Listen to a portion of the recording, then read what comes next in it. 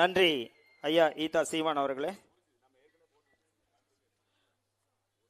அடுத்தபடியாக தமிழினத்தின் தலைமகன், தமிழ் தேசிய இனத்தின் ஒற்றை நம்பிக்கை, எங்கள் உயிர் அண்ணன் செந்தமிழன் சீமான் அவர்கள் உங்களோடு.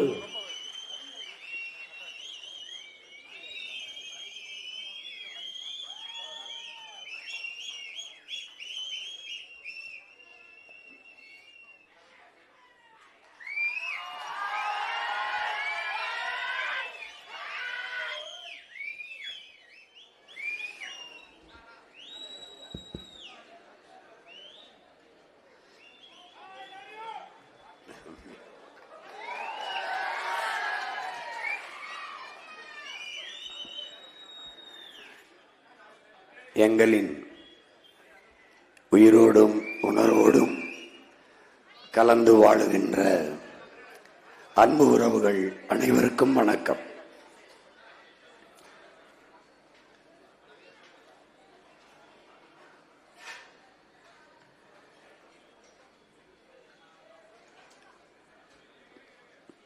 எனது அன்பு சொந்தங்களே,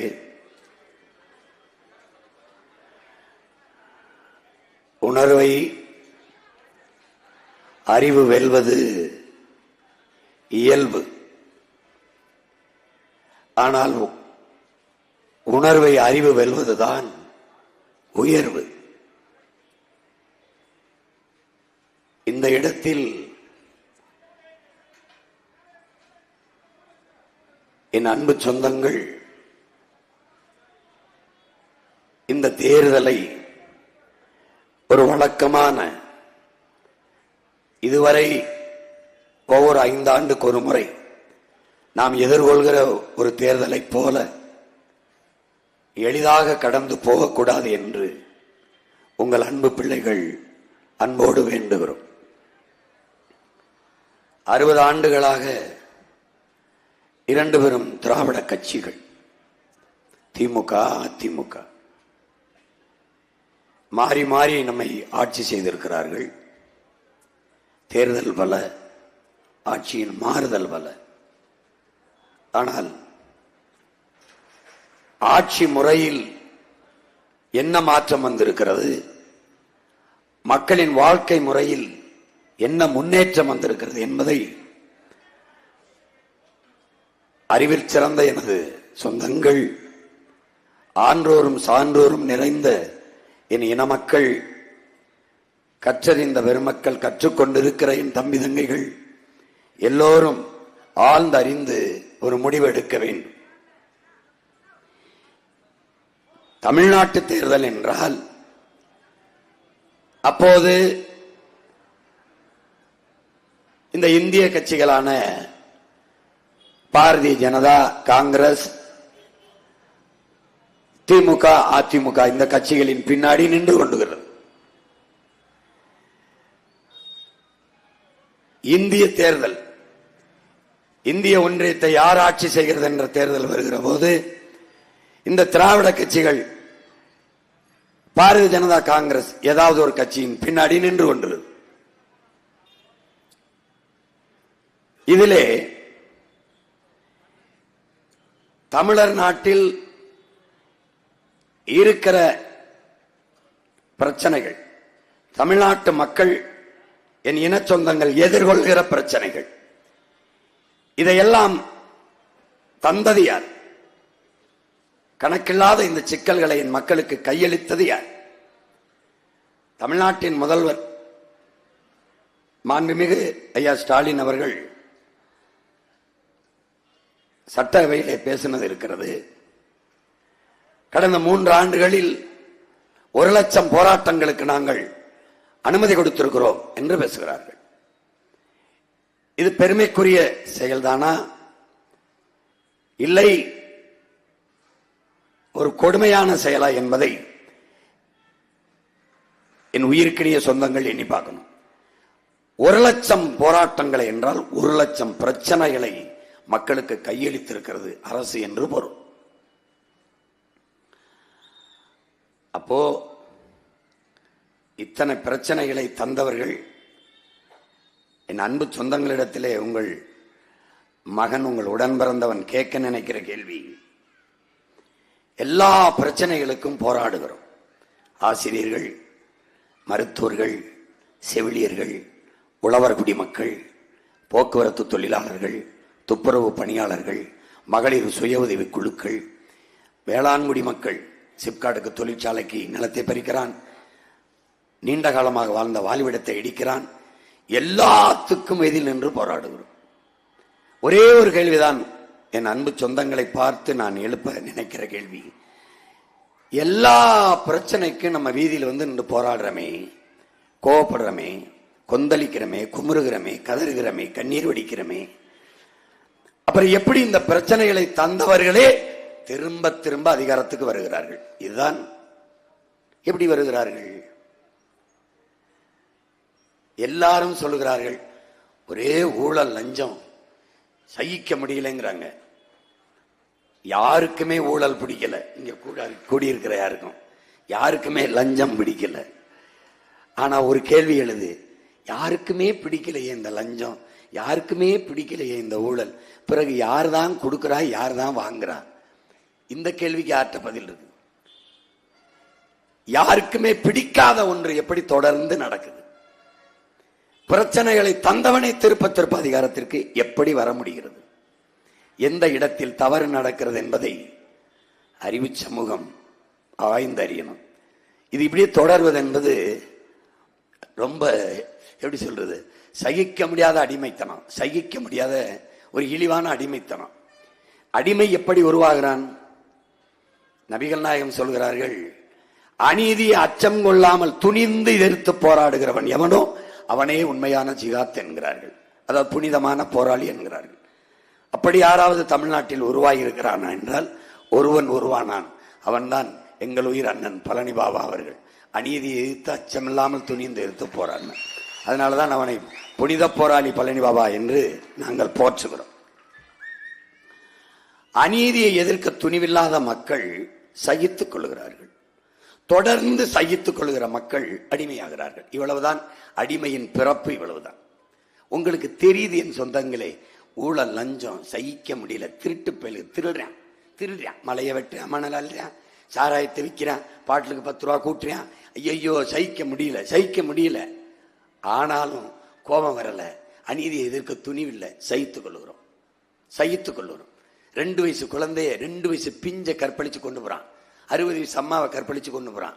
என்னடா நாடுது தெரியுது, ஆனா அந்த அநீதியை எதிர்க்க துணிவில்லை, சகித்துக் கொள்கிறோம். எல்லாமே கெட்டு போச்சு, நாடே நஞ்சாயிருச்சு. உலகத்தின் முதல் மொழி, ஆகச் சிறந்த உன் தாய்மொழி. உனக்கு தெரியும் மொழி சிதைந்து அழிந்தால் இனம் அழிந்து விடும்னு. ஆனால் அழிந்துருச்சு, அதை பத்தி கவலை இல்லை. இப்பவே நம் சொந்தங்கள் எழுதி வச்சிருக்கிற அந்த பாருங்க, கதிர் பேப்பர்ஸ், கதிர் கார்ட்ஸ், கதிர் பைனான்ஸ். கதிர் தமிழா இருக்கு, கார்ட்ஸ் தமிழ் எழுத்துல இருக்கு, பைனான்ஸ் தமிழ் எழுத்துல இருக்கு, எல்லாமே தங்கிலீஷா இருக்கு. இது எப்படின்னா, இறைமகன் இயேசு சிலுவையில் அறையும் போது ஆண்டவர்கிட்ட அவருடைய தந்தையே, இவர்கள் பாவம் என்ன செய்யறனே தெரியாம செஞ்சு கொண்டிருக்கிறார்கள், என்ன நடக்குதுன்னே தெரியாம என் மக்கள் தன் தாய்மொழி சிதைந்து அழிவதை பற்றி கவலை இல்லை, தன் நிலத்தின் வளம் களவுவதை பற்றி கவலை இல்லை, தன் நீர் நஞ்சாயை பற்றி கவலை இல்லை, காற்று நாசமாயி மூச்சு காற்று கந்தகத்தூளா கரித்தூளாக போயிடுச்சு, ஒரு கந்தக தூசியை சுவாசிக்கிறோம், அதை பற்றி கவலை இல்லை, எதை பற்றியுமே கவலை இல்லை. ஓட்டுக்கு காசு கொடுக்குறானா, 1000 2000 தர்றானா, இலவசம் ஏதாவது சொல்றானா, யார் அதிகமா காசு கொடுக்குறானோ அவனுக்கு ஓட்ட போடுறதுன்னு ஒரு முடிவு எடுத்துட்டா, இது எப்படி ஒரு அறிவார்ந்த சமூகமாக இருக்க முடியும்? இது எப்படி தெரியுது? ஒரு பணத்தை கொடுத்து வாக்கை பறிக்கிற இடத்தில் மாண்புமிக்க ஜனநாயகம் செத்து விழுந்து கேடுகட்ட பணநாயகம் பிறந்து விடுது என்பது எல்லோருக்கும் தெரியுது. ஆனாலும் அதை தொடர்ந்து இந்த தவறு நடக்கிறது. இதில் என்ன கொடுமை என்றால், அறிவை வளர்க்கும் ஆசிரியர் பெருமக்கள் வீதியில் நிற்கிறாங்க. அவங்க பிரச்சனை இன்னைக்கு நேரத்தில் 1/4 நூற்றாண்டாக நடக்குது. மாறி மாறி ஆட்சிக்கு வருகிறவர்கள் எதிர்கட்சியா இருக்கும்போது வாக்குறுதி கொடுக்கிறார்கள், ஆளுங்கட்சியா இருந்தோன்னா அதை நிறைவேற்ற தவறியிருக்கிறார்கள். ஆனால் மருத்துவர்கள், கற்றறிந்த பெருமக்கள், உழவர் குடிமக்கள், எத்தனை கோடி உழவர்கள், எல்லாருமே உழவர் குடிமக்கள் தான். ஆனால் எல்லாருமே வீதியில் வந்து போடுறார்கள். வேர்வை சிந்தி நான் விளைய வச்ச நெல்லை ஒரு அகவிலையை, உரிய விலையை கொடுத்து கொள்முதல் செய்து ஒரு சேமிப்பு கிடங்கில் சேமித்து வைக்க முடியாதா என்று வீதியில போட்டு இப்படி முளைக்க வைக்கிறீர்களே என்று வேர்வை சிந்தி விளைய வைத்தவன் கண்ணீர் சிந்தி வீதியில் நின்று போராடுகிறான். பார்க்கிற எல்லாருக்கும் கோபம் வருகிறது. ஆனாலும் இத்தனை கோடி உழவர்கள் இருக்கும்போது எப்படி இந்த அக்கிரமக்காரர்கள், இந்த அநீதிக்காரர்கள், இந்த கேடுகட்ட, முறைகட்ட, தரங்கட்ட ஆட்சியை செய்கிற ஆட்சியாளர்கள் எப்படி ஆட்சிக்கு வர முடியுது? அப்ப யாரு மேல தவறு இருக்கிறது? இதைத்தான் ஆபிரகாம் லிங்கன் சொல்லுகிறான். ஒரு ஆட்சியாளன், ஒரு ஆட்சி மோசமாக நடக்கிறது, ஒரு ஆட்சியாளன் தவறான ஆட்சி செய்கிறான் என்றால் அதற்கு அவன் மட்டும் பொறுப்பல்ல, அவனை தேர்வு செய்த மக்களும் பொறுப்பு என்கிறார்.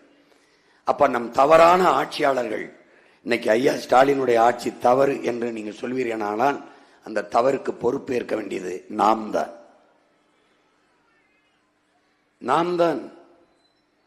என்னைக்கு நீங்கள் சிந்திப்பீர்கள்? ஒரு நாட்டில் சாராயத்தை அரசு வித்துக்கொண்டு அதில் வந்த வருகாய் குடிக்க வச்சு தன் மக்களை காசை பறிச்சு மயக்கத்தில் வைத்து உடலை திறனிழக்க வைத்து சிந்திக்கிற ஆற்றலை போக்கி உடலில் இருக்கிற திறனை எல்லாம் குறைத்து அவன் காசை பறிச்சு அதை வச்சு நாட்டில் ஆட்சி நடத்துறேன்னு ஒரு ஆட்சியாளன் சொன்னா அதை சகித்துக் கொள்கிற மக்கள் இருந்தால் அந்த மக்களை எப்படி பார்க்கிறது? சாராய கடையை திறந்து விட்டுட்டு பெண்களுக்கு பாதுகாப்பு, சட்டம் ஒழுங்கு, வன்முறை, கொலையை தடுக்கிறோம், இதெல்லாம் பேசுவது எவ்வளவு வேடிக்கையா இருக்கிறது பாருங்கள். எப்படி தாலிக்கு தங்கம் அரைப்பவன், தாலிக்கு ஒருபவன் தங்கம், குடிக்க வச்ச 6 லட்சம் பெண்களின் தாலி அறுத்ததற்கு பேர் என்ன? அதற்கு பேர் என்ன? எங்க ஊர்ல எல்லாம் அவன் தாலி அறுப்பான், அவன் கூட போய் பேசிட்டு இருக்க அயோக்கிய பயம்பாங்க. 6 லட்சம் பேர் தாலி அறுத்தவனை தான் நீ தலைவனா ஏத்திருக்காயின்னு நினைச்சா எவ்வளவு பெரிய கொடுமையானது என்றது நீ யோசிப்பார். திரும்ப அந்த தவறை செய்தால் இந்த பிறப்பு பயனற்றது, மனிதன் என்பதற்கான மாண்பு செத்து போகிறது. அதனால் அறிவு சமூகமே இந்த தேர்தலை ஒரு மாறுதலுக்கான ஒரு களமாக, வரலாறு நமக்கு தந்திருக்கிற அரிய வாய்ப்பாக, காலம் கையெழுத்திருக்கிற உயரிய கடமையாக என் உடன் பிறந்தார்களும் பேரன்புமிக்க பெற்றோர்களும் எண்ணிக்கொண்டு இந்த தேர்தலை அணுக வேண்டும். வாக்கு என்பது மக்களாட்சியை ஏற்றுக்கொண்ட ஒரு நாட்டில் வலிமை மிக்க ஆயுதம், ஒரு வலிமை மிக்க கருவி. அதை அநீதிக்கு எதிராக தூக்க வேண்டும், ஏந்த வேண்டும் என்பதை அறிவார்ந்த எனது பெற்றோர்களும் என் அன்பு தம்பி தங்கிகளும் முடிவெடுக்க வேண்டும். வரிசையில் நின்னோம், வாக்குக்கு காசு கொடுத்தார்கள் வாங்கினோம், பரிசு கொடுத்தார்கள் வாங்கினோம், குடிக்க மது கொடுத்தார்கள், உண்ண சாப்பாடு கொடுத்தார்கள் என்று வாக்கு செலுத்துவது ஒரு சமூகம் தோற்று போன சமூகமாக, தன்மானம் இழந்த சமூகமாக, மாண்பும் பெருமையும் செத்து போன சமூகமாக மாறிவிடும். என் அன்பு தம்பி தங்கைகளே, என் அருமை பெற்றோர்களே, உங்கள் பிள்ளைகள் எங்களை பாருங்கள். என் சாதிதான் வேண்டும் என்றால் எங்களுக்கு வாக்கு செலுத்தாதீர்கள். சாதிக்க வேண்டும் என்றால் உங்கள் பிள்ளைகள் எங்களுக்கு வாக்கு செலுத்துங்கள். என் மதம்தான் வேண்டும் என்றால் எங்களை மறந்து விடுங்கள். இல்லை, அதை தாண்டிய மானுட நேயம்தான் வேண்டும் என்றால் உங்கள் பிள்ளைகள் எங்களுக்கு வாக்கு செலுத்துங்கள். அறிவார்ந்த என் பெற்றோர்களே, என்னிலும் இளைய என் இளைய தலைமுறை புரட்சியாளர்களே, என் தம்பி தங்கைகளே, சாதி அரசியலாகும் என்றால் அங்கே சகோதரத்துவமும் சமத்துவமும் செத்துப்போகும். மதமே அரசியலாகி அதிகாரத்திற்கு வரும் என்றால் அங்கள் மனிதநேயம் என்கிற புனிதம் செத்துப்போகும். பணம் அரசியல் செய்யும் என்றால் அங்கே மாண்புமிக்க ஜனநாயகம் செத்துப்போகும், ஒழுக்கம் பண்பாடு செத்துப்போகும். இதில் இந்த அரசியலை தொடர்ந்து முன்னெடுக்கிற இவர்கள் பக்கம் நிற்கப் போகிறீர்களா? இதை ஒழித்து உண்மையும் நேர்மையுமான தூய அரசியலை முன்னெடுக்க துடிக்கிற உங்கள் பிள்ளைகள். சாதிக்கு கட்சி இருக்கிறது, தலைவன் இருக்கிறான். எல்லா சாதிக்கு மதத்துக்கு கட்சி இருக்கிறது, தலைவன் இருக்கிறான். ஆனால் நீ பிறந்த உன் மொழிக்கும் இனத்திற்கும் ஒரு கட்சி உண்டா என்று பார். அந்தந்த சாதிக்கு தலைவன், அந்தந்த மதத்திற்கு தலைவன், எல்லாருக்குமான ஒரு கட்சி, ஒரு தலைமை உண்டா? மனிதனுக்கு மட்டுமாக அரசியல் செய்ய இங்க ஆள் இருக்கிறது. வணங்குகிற சாமியை கூட காப்பாற்ற இங்கே கட்சி இருக்கிறது. ஆனால் வணங்க உனக்கு 1 கோடி சாமி, வாழ ஒரே ஒரு பூமி. அந்த பூமியை காப்பாற்ற ஒரே ஒரு கட்சி தான் இந்த நாட்டில் உண்டு. அது நாம் தமிழர் கட்சி மட்டும்தான். உலகில் எல்லா உயிரையும் நேசிக்கிற ஒரு ஆற்றல் உண்டென்றால் அதற்கு பெயர்தான் என் அன்பு தம்பி தங்கையிலே அருமை பெற்றோர்களே, இறை ஆற்றல். நீங்கள் நம்புகிற, நான் நம்புகிற இறை ஒருவனால் தான், இறைவன் ஒருவனால் தான் உலகிலே எல்லா உயிரையும் சமமாக அன்பு காட்டி நேசிக்க முடியும். அப்படி எல்லா சமயத்தவர், எல்லா மக்கள், எல்லா சாதி, எல்லா மதம், மரம், செடி, கொடி, புல்லு, பூண்டு, காடு, மேடு, நாய், நரி எல்லாவற்றையும் கடித்து தொந்தரவு செய்யும் கொசுக்கு கூட அதுக்கும் உயிர் இருக்கின்ற அரசியல் செய்ய முடியும் என்றால், ஒரு நேசித்த ஒரு அரசியல் இயக்கம் இருக்கின்றால் அதுதான் இறைவனுக்கு செய்கிற அரும்பெரும் தொண்டு. அதைத்தான் உங்கள் பிள்ளைகள் செய்கிறோம். எல்லாருக்குமான அரசியலை செய்ய இந்த நிலத்தில் இல்லை, உலகத்திலே ஒரே ஒரு அரசியல் பேரியக்கம் தான் உண்டு. அது நாம் தமிழர் கட்சி மட்டும்தான். ஏன் இவ்வளவு மாண்பு, ஏன் இவ்வளவு உயர்ந்த பிடிப்பு? காரணம், என் தாய் தமிழ் தாய், பேரன்பின் தாய். அவள் ஒருத்திதான் உலகம் தழுவி எல்லோரும் யாதும் ஊரே யாவரும் கேளீர் என்று நேசித்தவள் என் தாய் தான். பிறப்பு ஒக்கும் எல்லா உயிருக்கும் என்றவள் என்னுடைய அம்மா, தமிழ் அம்மா. பகுத்துண்டு பல் உயிர்கள், உறவுகள் இல்ல உயிர்கள், அவதான். காக்கை குருவி எங்கள் சாதி, நீல் கடலும் மலையும் எங்கள் கூட்டம், அவள்தான். புதியது ஒரு உலகம் செய்வோம், கெட்ட போரிடுவை உலகத்தை வேரோடு சாய்ப்போம். பொது உடைமை கொள்கை திசையெங்கும் சேர்ப்போம், புனிதமோடு அதை எம் உயிரென்று காப்போம் என்றது எங்கள் தமிழ்தான், எங்கள் தாய்தான். பாரடா உன் மானுட பரப்பை, மானுட சமுத்திரம் நான் என்று கூவு, விசால பார்வையால் விழுங்கு மக்களை என்றது என் தாய்தான்.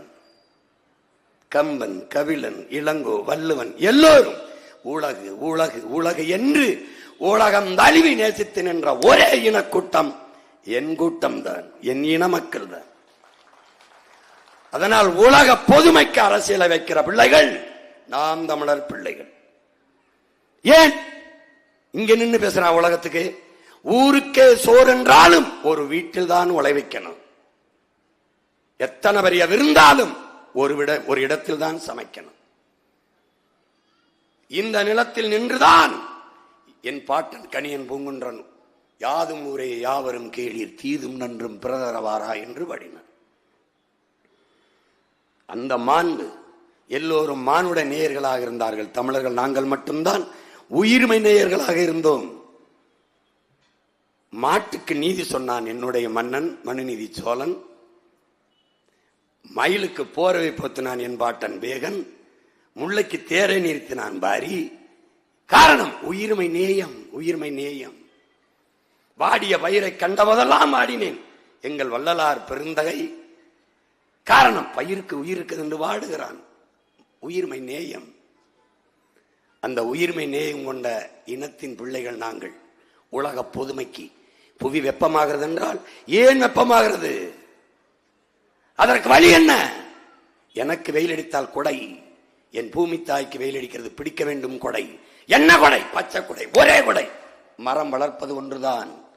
அப்ப என்ன வழி? 10 ஆண்டு பசுமை திட்டம், பல கோடி பனை திட்டம் கொண்டாட. 10 வருஷத்துல போர்த்தரா பூமியை. நான் சொல்லும் போது எல்லாம் சிரிச்ச. 5 தலைநகரம் மாத்துவேன், தமிழகத்தையே மாத்துவேன், நிர்வாகத்தையும் அதிகாரத்தையும் பரவலாக்குவேன். இன்னைக்கு எங்க ஐயா ஸ்டாலின் ஐயா தலை எடுத்துட்டாரு, தலைநகரத்தை தலை எடுத்துட்டு 5 நகரங்களை உருவாக்குவேன். நான் தான் பல தடவை சொன்னேன், என் கட்சியில தான் என் எச்சில தான் பல பேர் கட்சி நடத்துறாங்க. நீ நம்பல?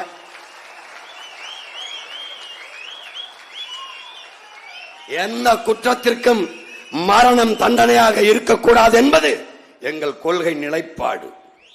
ஆனால் எங்கள் பிள்ளைகளை வன்புணர்வு செய்து கொலை செய்தால் மரணம் தவிர வேற தண்டனை இல்லை என்பது எங்களின் உறுதியான கொள்கை நிலைப்பாடு.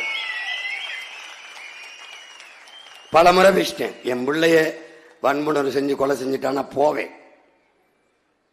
அழுவேன், ஆதரவு சொல்லுவேன், மாலையை வைப்பேன், எடுத்து புதைக்க கூடாது, நான் வர்ற வரைக்கும்னு போவேன்.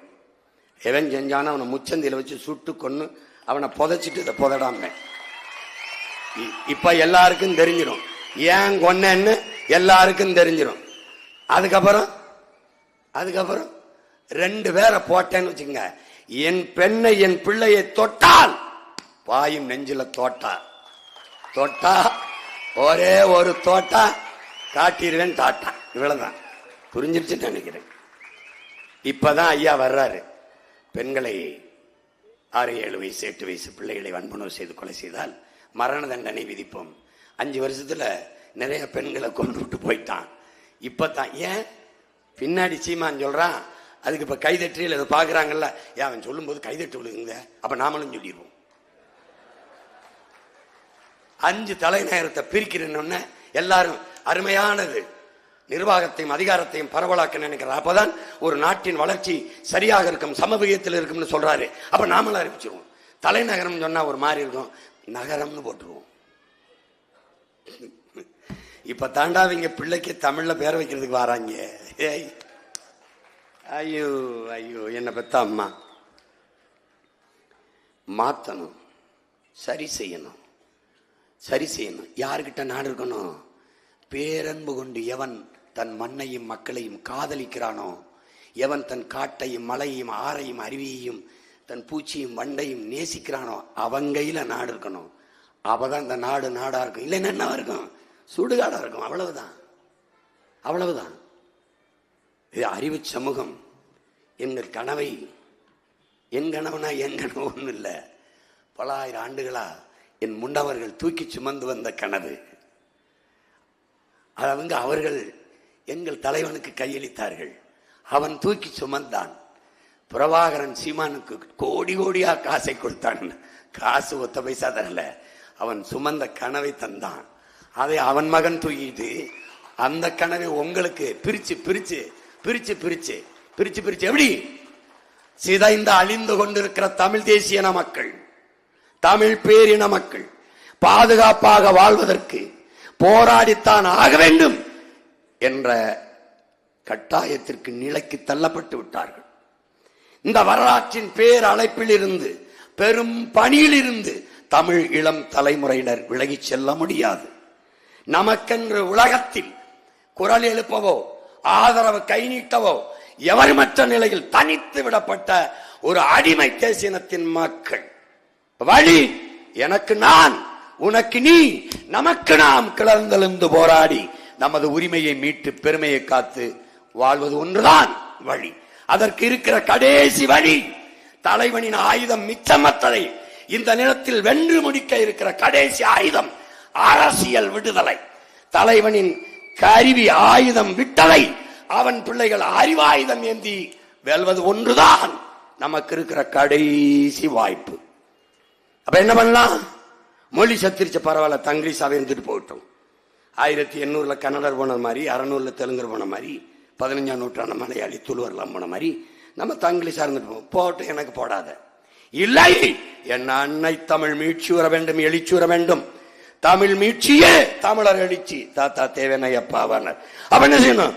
தமிழன் ஆட்சி வரணும். தமிழுக்கும் தமிழருக்காக ஆட்சி செய்யற தமிழன் ஆட்சி வரணும் அப்படின்னு நினைச்சா எனக்கு போடு, வாக்க போடு.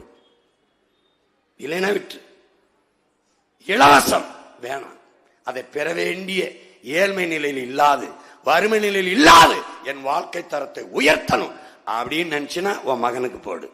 இல்லைன்னா ஏற்கனவே போட்டவங்களுக்கு போட்டுரு. எது சரி தவறு ஆழ்ந்து யோசிச்சுப்பார். உனக்கு அறிவு இருக்கு, கற்றிருக்கிற உலகம் உள்ளங்கையில் இருக்கு, தட்டிப்பாரு.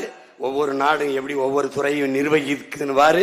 அது எப்படி நீரை கொடுக்குது, அது எப்படி மருத்துவத்தை கொடுக்குது, அது கல்வியை கொடுக்குது, எப்படி போக்குவரத்து நடக்குது, எப்படி மின்சாரத்தை உற்பத்தி செய்து கொடுக்குது, எல்லாத்தையும் பார். அப்படி ஏன் உன் நாடு கொடுக்க முடியலன்னு கேட்டீங்கன்னா அண்ணன் சொல்றத கவனி. எல்லாரும் தான் பேசுறாங்கல்ல. ஏற்கனவே அதிகாரத்தில் இருந்த 2 தலைவர்கள், அதிகாரத்துக்கு வர துடிக்கிற இன்னொரு தலைவர் என்ன பேசுறாருன்னு பாருங்க. 2000 பெண்களுக்கு 2500. அவரே சொல்றாரு, போட்டி எனக்கும் ஐயா ஸ்டாலினுக்கும் தான்றாப்ல. அவர் 2000 2500. அப்ப போட்டி 2 பேருக்கு தான், 2000க்கு 2500 தான் போட்டி. இந்த போட்டிங்கும் போது ஆட்டுக்குடல் போட்டி தான் எனக்கு ஞாபகத்துக்கு வருது. பேசாம வறுத்துட்டு போயிடலாமாடான்னு தோணுது. இவங்களோட இந்த அக்கப்போருக்கு நம்ம போவேன்னா நம்ம அறப்போரை செய்ய வந்திருக்கோம். அதனால இப்ப ஒவ்வொரு சிக்கலா காகிதத்தில் எழுதி வச்சேன். என் கனவை நீங்க படிக்கல, அதனால காட்சியா விரிச்சு வைக்கிறேன். என் அன்பு சொந்தங்கள் ஒவ்வொன்றா பாருங்க. எப்படி கல்வியை பெருக்குவேன், எப்படி மருத்துவத்தை தரம் கூட்டுவேன், எப்படி என் பிள்ளைகளுக்கு கல்வியை கொடுப்பேன், எப்படி நீரை கொடுப்பேன், எப்படி வேளாண்மையை மீட்டூராக செய்து கட்டமைப்பேன், எப்படி வேளாண்மையை முன்னிறுத்தி ஒரு தற்சார்பு தாய்மை பொருளாதாரத்துக்கு போவேன், எல்லாருக்கும் எப்படி வாழ்விடத்தில் வேலை கொடுப்பேன், படித்தவன் படிக்காதவன் அனைவருக்கும் அரசு வேலை எப்படி கொடுப்பான் சீமான். நீ கேப்பில கொடுப்பேன், போட்டு காட்டிக்கிட்டு வாரேன். கொஞ்சம் பார்த்துருப்பேன். இன்னும் 30-35 கூட்டர்களை ஒன்று போடுவேன். இங்கே கொஞ்சம் போடுவேன், நாளைக்கு ஒன்று போடுவேன், அங்கே ஒன்று போடுவேன். தொடர்ச்சியாக போட முடியாது, ஏன்னா 1 மணி நேரம் இருக்கு. இப்போ இந்த நீர்வளத்திலேயே 3-4 மணி நேரம் ஓடணும். ஆனால் கொஞ்சம் கொஞ்சமாக பிரித்து காட்டுறேன். கோயம்புத்தூர்ல இருக்க முக்கியமான பிரச்சனையை காட்டுறேன். தமிழ்நாட்டு அரசு முத்திரை ஒரு தடவை நல்லா பார்த்துக்க. நம்ம ஆட்சிக்கு வந்தோடனே இதுதான் தமிழ்நாட்டு அரசு முத்திரை. பார்த்துக்க.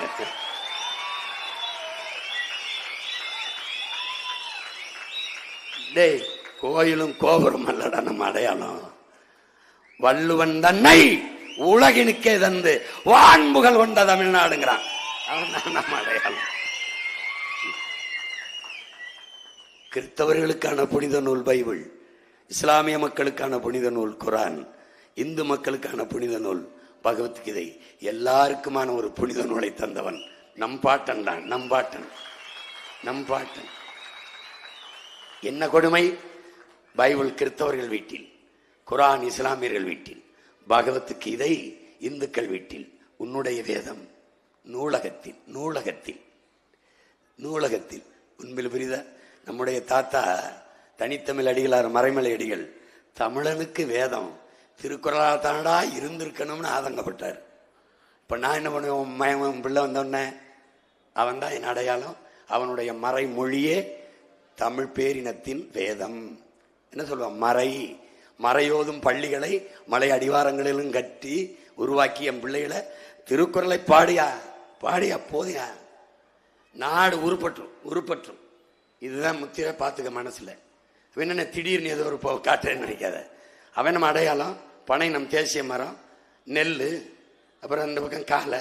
அவன் நம்ம உடன் பிறந்த உறவு. அவன் ஆதியிலிருந்து நம்மோடு உழைச்சி வாரான். உழவனின் உற்ற தோழன். அவன் கீழே 2 பேர் படுத்திருக்கான், யாருன்னு தெரியும். அவன் இந்த நாட்டினுடைய விலங்கு அசோக சக்கரம். அது இருக்கட்டும்னு வச்சிருக்கேன். நீரின்றி அமையாது உலகினின் யார் யாருக்கும் வானின்றி அமையாது ஒழுக்கு. விசிம்பின் துளி விழி நல்லால் மற்ற அங்கே பசும்புல் தலை காண்பதறிது. நீரின் பெருமையை, நீரினுடைய அவசியத்தை நம்ம பாட்டேன்னு சொல்றான். உலகமே இல்லடா, ஒரு சொட்டு துளி மலை துளி மண்ணில் வந்து விழலைன்னா விண்ணில் இருந்து பசும்புல் ஒரு புல்லு கூட முளைக்காதுன்றான். நீ பார்த்த வள்ளுவன் வேற, நான் நிறுத்திருக்கிற வள்ளுவன் வேற. இவன் நம்மள மாதிரி 6 பேக் போட்டு ஜிம்முக்கு போற ஆளு. இப்படியே உட்கார வச்சு சன்னியாசி மாதிரி காட்டியே உனக்கு. இப்ப பாரு, அவன் முறுக்கேறி நிக்கிறான் பாரு. மணி நீரும் மண்ணும் மலையும் அணிநிழற் காடும் உடையதாரன் எல்லாம் படிட்டாரு. இப்ப மணி நீரும் இல்ல, உனக்கு மண்ணும் இல்ல, மலையும் இல்ல, அணிநிழற் காடும் இல்ல. அதையெல்லாம் காப்பாத்தனு வந்திருக்கேன். ஓம்பு இல்ல, பார்த்துக்கிட்டு போடு ஓட்ட. இப்ப சூழியல் எழுத்தாளரையா நக்கீரன், அவர் எழுத்துக்களை நீங்க படிக்கணும். என் அன்பு பிள்ளைகள், தமிழ் இனத்திற்கு கிடைத்த அரிய பெரிய சொத்துகளில் ஐயா நக்கீரனும் ஒருவர். அவர் உங்க கோயம்புத்தூர்ல தான் இருக்காரு. அவருடைய 6 கால் மனிதர்கள் எறும்பு படிக்கணும், கட்டாயம் படிக்கணும். மறை நீர் படிக்கணும். இந்த சூழியல் எழுத்த ஐயா எழுதிய நீர் எழுத்த அவசியம் படிக்கணும். அவர் நீங்க படிக்கணும். அதுக்காக ஏன் படிக்கணுங்கிறதுக்கு ஒரு முன்னோட்டம் உங்களுக்கு புரியுற மொழியில சொல்ல ஒரு ட்ரெய்லர். இவன் இந்த சிறுவன் ஒரு பேராசக்காரன் இவன் வந்து நேபாள ஒரு சிறுவை, இவனுடைய ஒரு கதை. கம்பளி போர்வை விற்கிற ஒருத்தன் இந்த மாதிரி இந்த மாட்டில் வச்சுக்கிட்டு கம்பளியை ஊர் கொண்டு போகும்போது அன்னைக்கு பெரும் வெள்ளத்தில் அடித்து விழுந்துருது, மாடு செத்து போயிடுது. செத்து போனோடனே அவன் போய் அரசன்ட்ட முறையிடுறான். உன் ஆறு, உன் நாட்டில் இருக்க ஆறு என் மாட்டை போர்வையெல்லாம் கொண்டு வச்சு இப்போ நான் இழந்துட்டேன், என்ன எப்படி பழைக்கிறது, இப்போதுக்கு என்னப்பா செய்யணுன்ற, நீ ஏதாவது ஈடா கொடு, நான் அப்படி இழந்துட்டேனே, இப்போ நான் எங்கே போவேன், உன் நாட்டில் நான் எப்படி வாழ்வேன் அப்படின்னு முறையிடுறான் பாரு.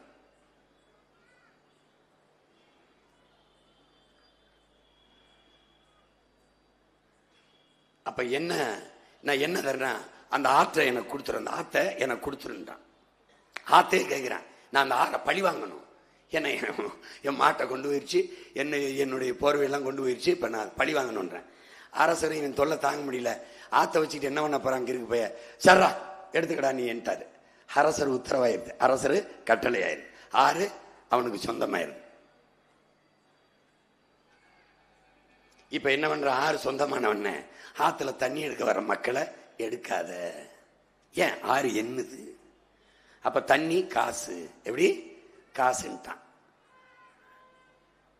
பாருங்க.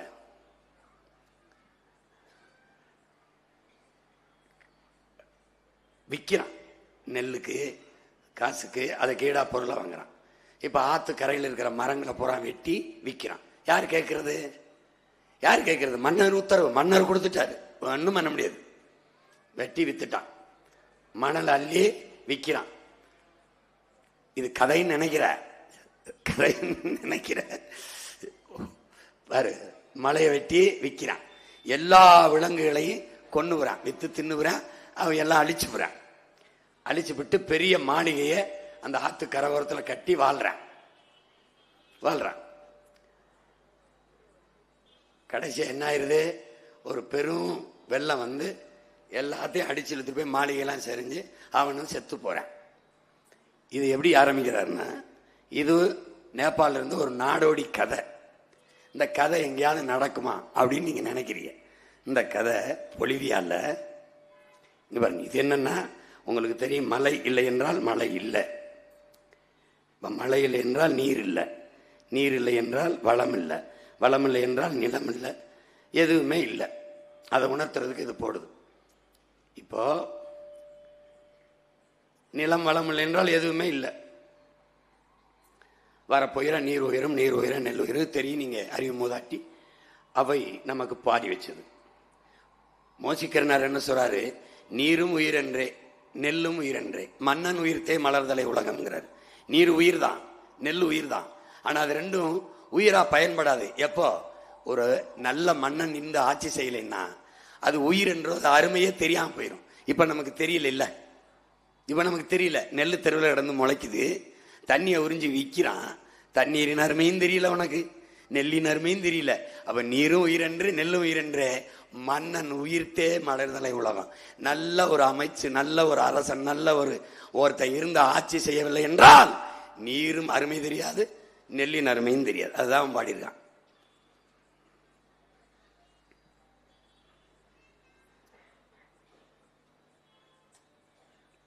முப்பத்தி 4 ஆறுகள், 154 நீர்நிலைகள் எல்லாம் இருந்து செழித்த ஒரு பூமி.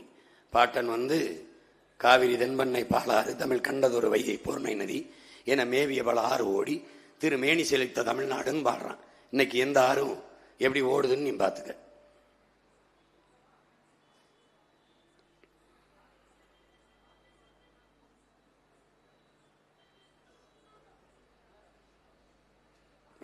வடகிழக்கு தென்மேற்கு பருவமழைன்னு பெய்து நாடு செழித்து கொண்டிருந்தது.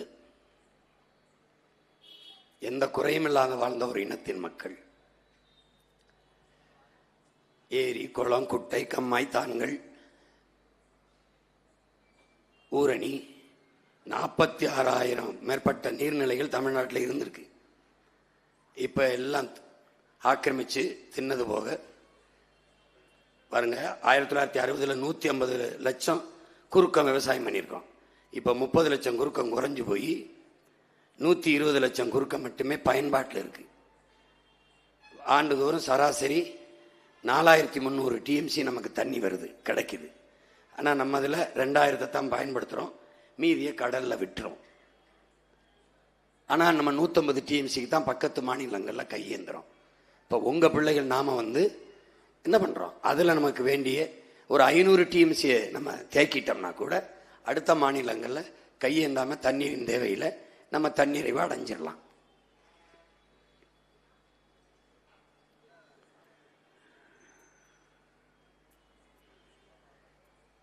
இந்தியாவின் தற்போதைய நீர்வளம் கவலைக்கிடும். எப்படியெல்லாம் நம்ம தண்ணிக்கு நம்ம மக்கள் அவஸ்தைப்படுறாங்க, அல்லோலப்படுறாங்க, கஷ்டப்படுறாங்கிறத காட்சி. நீர் உலக உயிர்களின் உயிர் பாலா இருக்கு, உயிர் தேவையா இருக்கு, ஒரு மனித தேவை இல்லை. அதை விற்பனைக்கு கொண்டு வந்தது பெரிய கொடுமை, பெரிய கொடுமை. இதுல எப்படி, நான் 800 கோடி மக்கள் நம்ம உலகத்துல 100 கோடி மக்களுக்கு தான் தண்ணி இருக்கு, 2 விழுக்காடு தான் இருக்கு. அதை 20 விழுக்காடா எப்படா உயர்த்துறது முடிவெடுக்காம இதை வித்தா நல்லா சம்பாதிக்கலாம்னு நினைக்கிறான். இதெல்லாம் எதுவும் நம்ம உருவாக்கல, உண்மையிலே நடக்கிற காட்சிகளை தான் நம்ம போடுறோம். இப்போ ஒவ்வொரு நதியும் எப்படி இங்க பாருங்க, எப்படி பிளாஸ்டிக் குப்பைகளால, கழிவு நீர்களால எப்படி நாசமாக்கப்பட்டிருக்கு, எப்படி சிதைத்து அழிக்கப்பட்டிருக்குங்கிறத நீங்க பார்க்கணும்.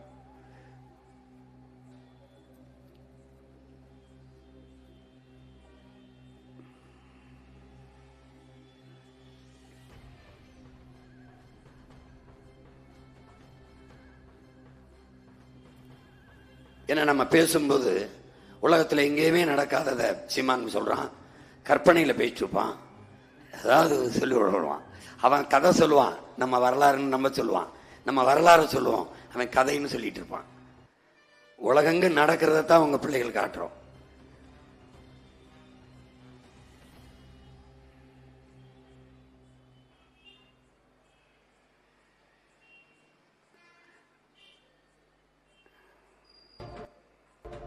ஆய்வுகளின்படி தமிழ்நாட்டில் நிலத்தடி நீர்மட்டம் கடுமையாக குறைந்துள்ளது. தமிழ்நாட்டில் மொத்தம் 9 மாவட்டங்கள் அதி கடுமையான சுரண்டல் பிரிவில் வகைப்படுத்தப்பட்டுள்ளன. நதிக்குள் செல்லும் நீரை விட எடுக்கப்படும் நீரின் அளவு மிக அதிகம். சேலம், திருப்பத்தூர், வேலூர், சென்னை, திண்டுக்கல், மயிலாடுதுறை, நாமக்கல், கரூர், தஞ்சாவூர் ஆகிய மாவட்டங்கள் இந்த சிவப்பு பட்டியலில் உள்ளன. 22.61 BCM ஆக உள்ளது. ஆனால் இதில் கணிசமான அளவு ஏற்கனவே பயன்படுத்தப்பட்டு வருகிறது. கிருஷ்ணகிரி, கோயம்புத்தூர் ஆகிய மாவட்டங்கள் 90 விழுக்காடு முதல் 100 விழுக்காடு வரை நிலத்தடி நீரை உறிஞ்சி மிக நெருக்கடியான நிலையில் உள்ளன. தருமபுரி, மதுரை, ஈரோடு உள்ளிட்ட மாவட்டங்கள் 70 விழுக்காடு முதல் 90 விழுக்காடு வரை நீரை பயன்படுத்தி பாதி நெருக்கடி நிலையில் உள்ளன. இப்ப இந்த அறிவிப்போட அரசின் பொறுப்பு, சமூக ஆர்வலர்களின் பொறுப்பு முடிஞ்சிட்டு. உங்களுக்கு தெரியும், பெருந்துறையில் சிப்காட் தொழிற்சாலை இருக்கிறதுக்கு பக்கத்தில் 26 கிலோமீட்டருக்கு தண்ணீர் எடுத்து குடிக்காதீங்க, நீர் நஞ்சாயிருச்சு, அதில் யுரேனியம் கலந்துருச்சுங்கிறான். பீகாரில் தேர்தலுக்கு முன்னாடி சொன்னால் ஜெயிக்க முடியாதுன்ட்டு தேர்தல் முடிஞ்ச பிறகு 10 நாள் அறிவிக்கிறான். 10 மாவட்டங்களில் நிலத்தில் நீர் யுரேனியம் கலந்துருச்சு, அதை குடிக்கிறதுனால தாய்ப்பால் நஞ்சாகி பிறக்கிற குழந்தைகள் குறையோடு பிறக்குது என்று சொல்லிட்டு போயிட்டான். அவ்வளவுதான் அவனுடைய கடமை, அரசின் கடமை. இப்போ இதையே அரசு அறிவிக்குது. 9 மாவட்டம், 10 மாவட்டம், இப்படி 16 மாநிலங்களில் நிலத்தடி நீர் யுரேனிய செறிவு அதிகம், யுரேனியம் கலந்துருச்சுங்கிறான். உங்களுக்கு தெரியும், நம்ம ஊர்ல எங்கெங்க மீத்தேன் எடுக்கிறோமோ, எங்கெங்க ஸ்டெர்லைட் இருக்கோ, எங்கெங்க அணு உலை இருக்கோ, எங்கெங்க நெய்வேலி பழுப்பு நிலக்கரி இருக்குது, எங்கெங்க பெட்ரோலியம் எடுக்கிறோம், எங்கெங்க இந்த சிப்காட் தொழிற்சாலை இருக்கு, அங்கெல்லாம் நிலத்தடி நீர். இவன் சரியா சொல்றான், பெருந்துறையில் 26 கிலோமீட்டருக்கு இந்த தொழிற்சாலை இருக்கிற இடத்துல இருந்து நீரை எடுத்து குடிக்காதீங்கன்னு. இந்த நாட்டில் ஒரே ஒரு மகன், உங்க உடன் பிறந்தவன் தான் கேட்டேன், இப்ப 27வது கிலோமீட்டர்ல எடுத்து குடிக்கலாமான்னு.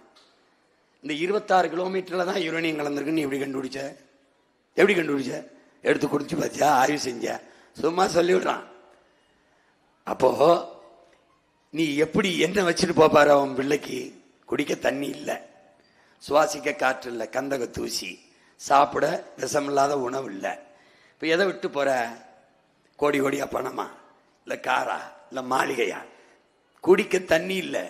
என் உடன் பிறந்தவனே, என்னை பெற்றவர்களே, எந்த நாட்டிலும் காரும் செல்போனும் தொலைக்காட்சியும் குளிரூட்டியும் இல்லை என்று புரட்சி வந்ததில்லை. நீரும் சோறும் இல்லாத நாட்டில் புரட்சியும் போராட்டமும் வெடிக்காமல் இருந்ததில்லை. நீ பாரு, இன்னும் கொஞ்ச நாள்ல வெடிக்கும். அதுக்கு தலைமையேற்க உன் உடன் பிறந்தவன் மட்டும்தான் இருப்பேன், ஒருத்தனும் இருக்க மாட்டான் இந்த நாட்டில். ராஜஸ்தானில் 324 கிணறுகளில் யுரேனியம். பாதுகாப்பான குடிநீரில் லிட்டர், இந்த பாருங்க, ராஜஸ்தானில் 3 1 கிணற்றில் யுரேனியம் கலந்திருக்கு. நிலத்தடி நீரின் மட்டம் பெரிதும் குறைந்து வரும் மாநிலங்கள் ஒன்று பாரு. தமிழகம் 86.8 விழுக்காடு நிலத்தடி நீர் குறையுது. ஏன்? முதலாளிக்கு உறிஞ்சி வித்துக் கொள்ளலாம் கொடுத்த உரிமை. உறிஞ்சி விற்கிற அளவிற்கு சேமிப்பில்லைங்கிறதா இங்க இருக்கிற குற்றச்சாட்டு, யதார்த்த நிலை. நீ எங்க போய் நிக்கும்னு பாத்துக்க. எச்சரிச்சு உன் மகன்கிட்ட நாட்டை கொடுக்கல, நீ பாரு நீ பாரு நீ பாரு என்ன ஆக போறான் பாரு. நீ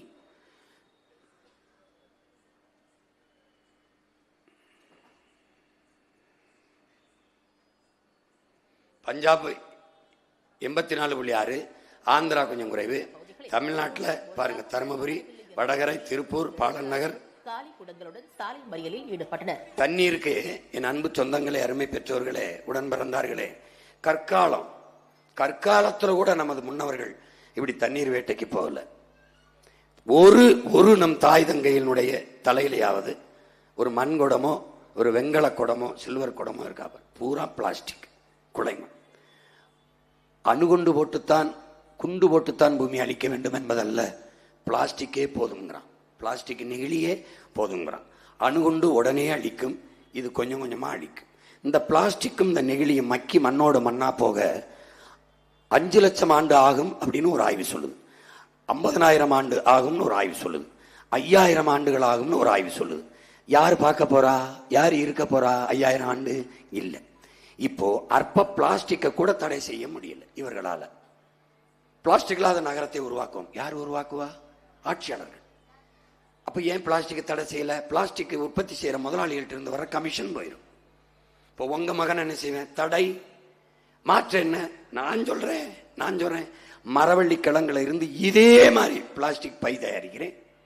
இதே குடம், மண் குடம் கொடுக்கிறேன், சில்வர் குடம் கொடுக்கிறேன், வெங்கல குடம் கொடுக்கிறேன். மாற்றுக்கு வா. மூங்கிலிருந்து தண்ணி குடிக்கிற போத்தல் தர்றேன் உனக்கு, மண்ணில இருந்து தர்றேன். நான் தான் மாற்று தரனே. ஜப்பான்ல மரவள்ளி கிழங்குல இருந்து இந்த பை தயாரிக்கிறான், பிளாஸ்டிக் பாலித்தீன். தண்ணிக்குள்ள போட்டவன அப்படியே கரைஞ்சிருது. ஒரு மாசம் கிடையாது. வாழை நார்ல பை தர்றேன், சணல்ல பை தர்றேன். எப்படி தர்றேன்? போட்டு காட்டுறேன் பாரு. இன்னைக்கு காட்டல, நாளை காட்டுவேன். அப்ப என்ன பண்ணும்? தினம் என்னை நீ தேடணும். இன்னைக்கு ராத்திரி சீமா என்ன காட்டுறேன்? போடுறா, தட்டுறா, யூடியூப்ல லேட்டஸ்ட் ஸ்பீச் சீமான்னு போடுறா, வந்துரும்டா. அதுல பாருடா என்ன சொல்றேன்னு. எதையோ பார்த்து பொழுத போக்குறியே, இதை பார்த்து நல்ல பொழுத ஆக்கு.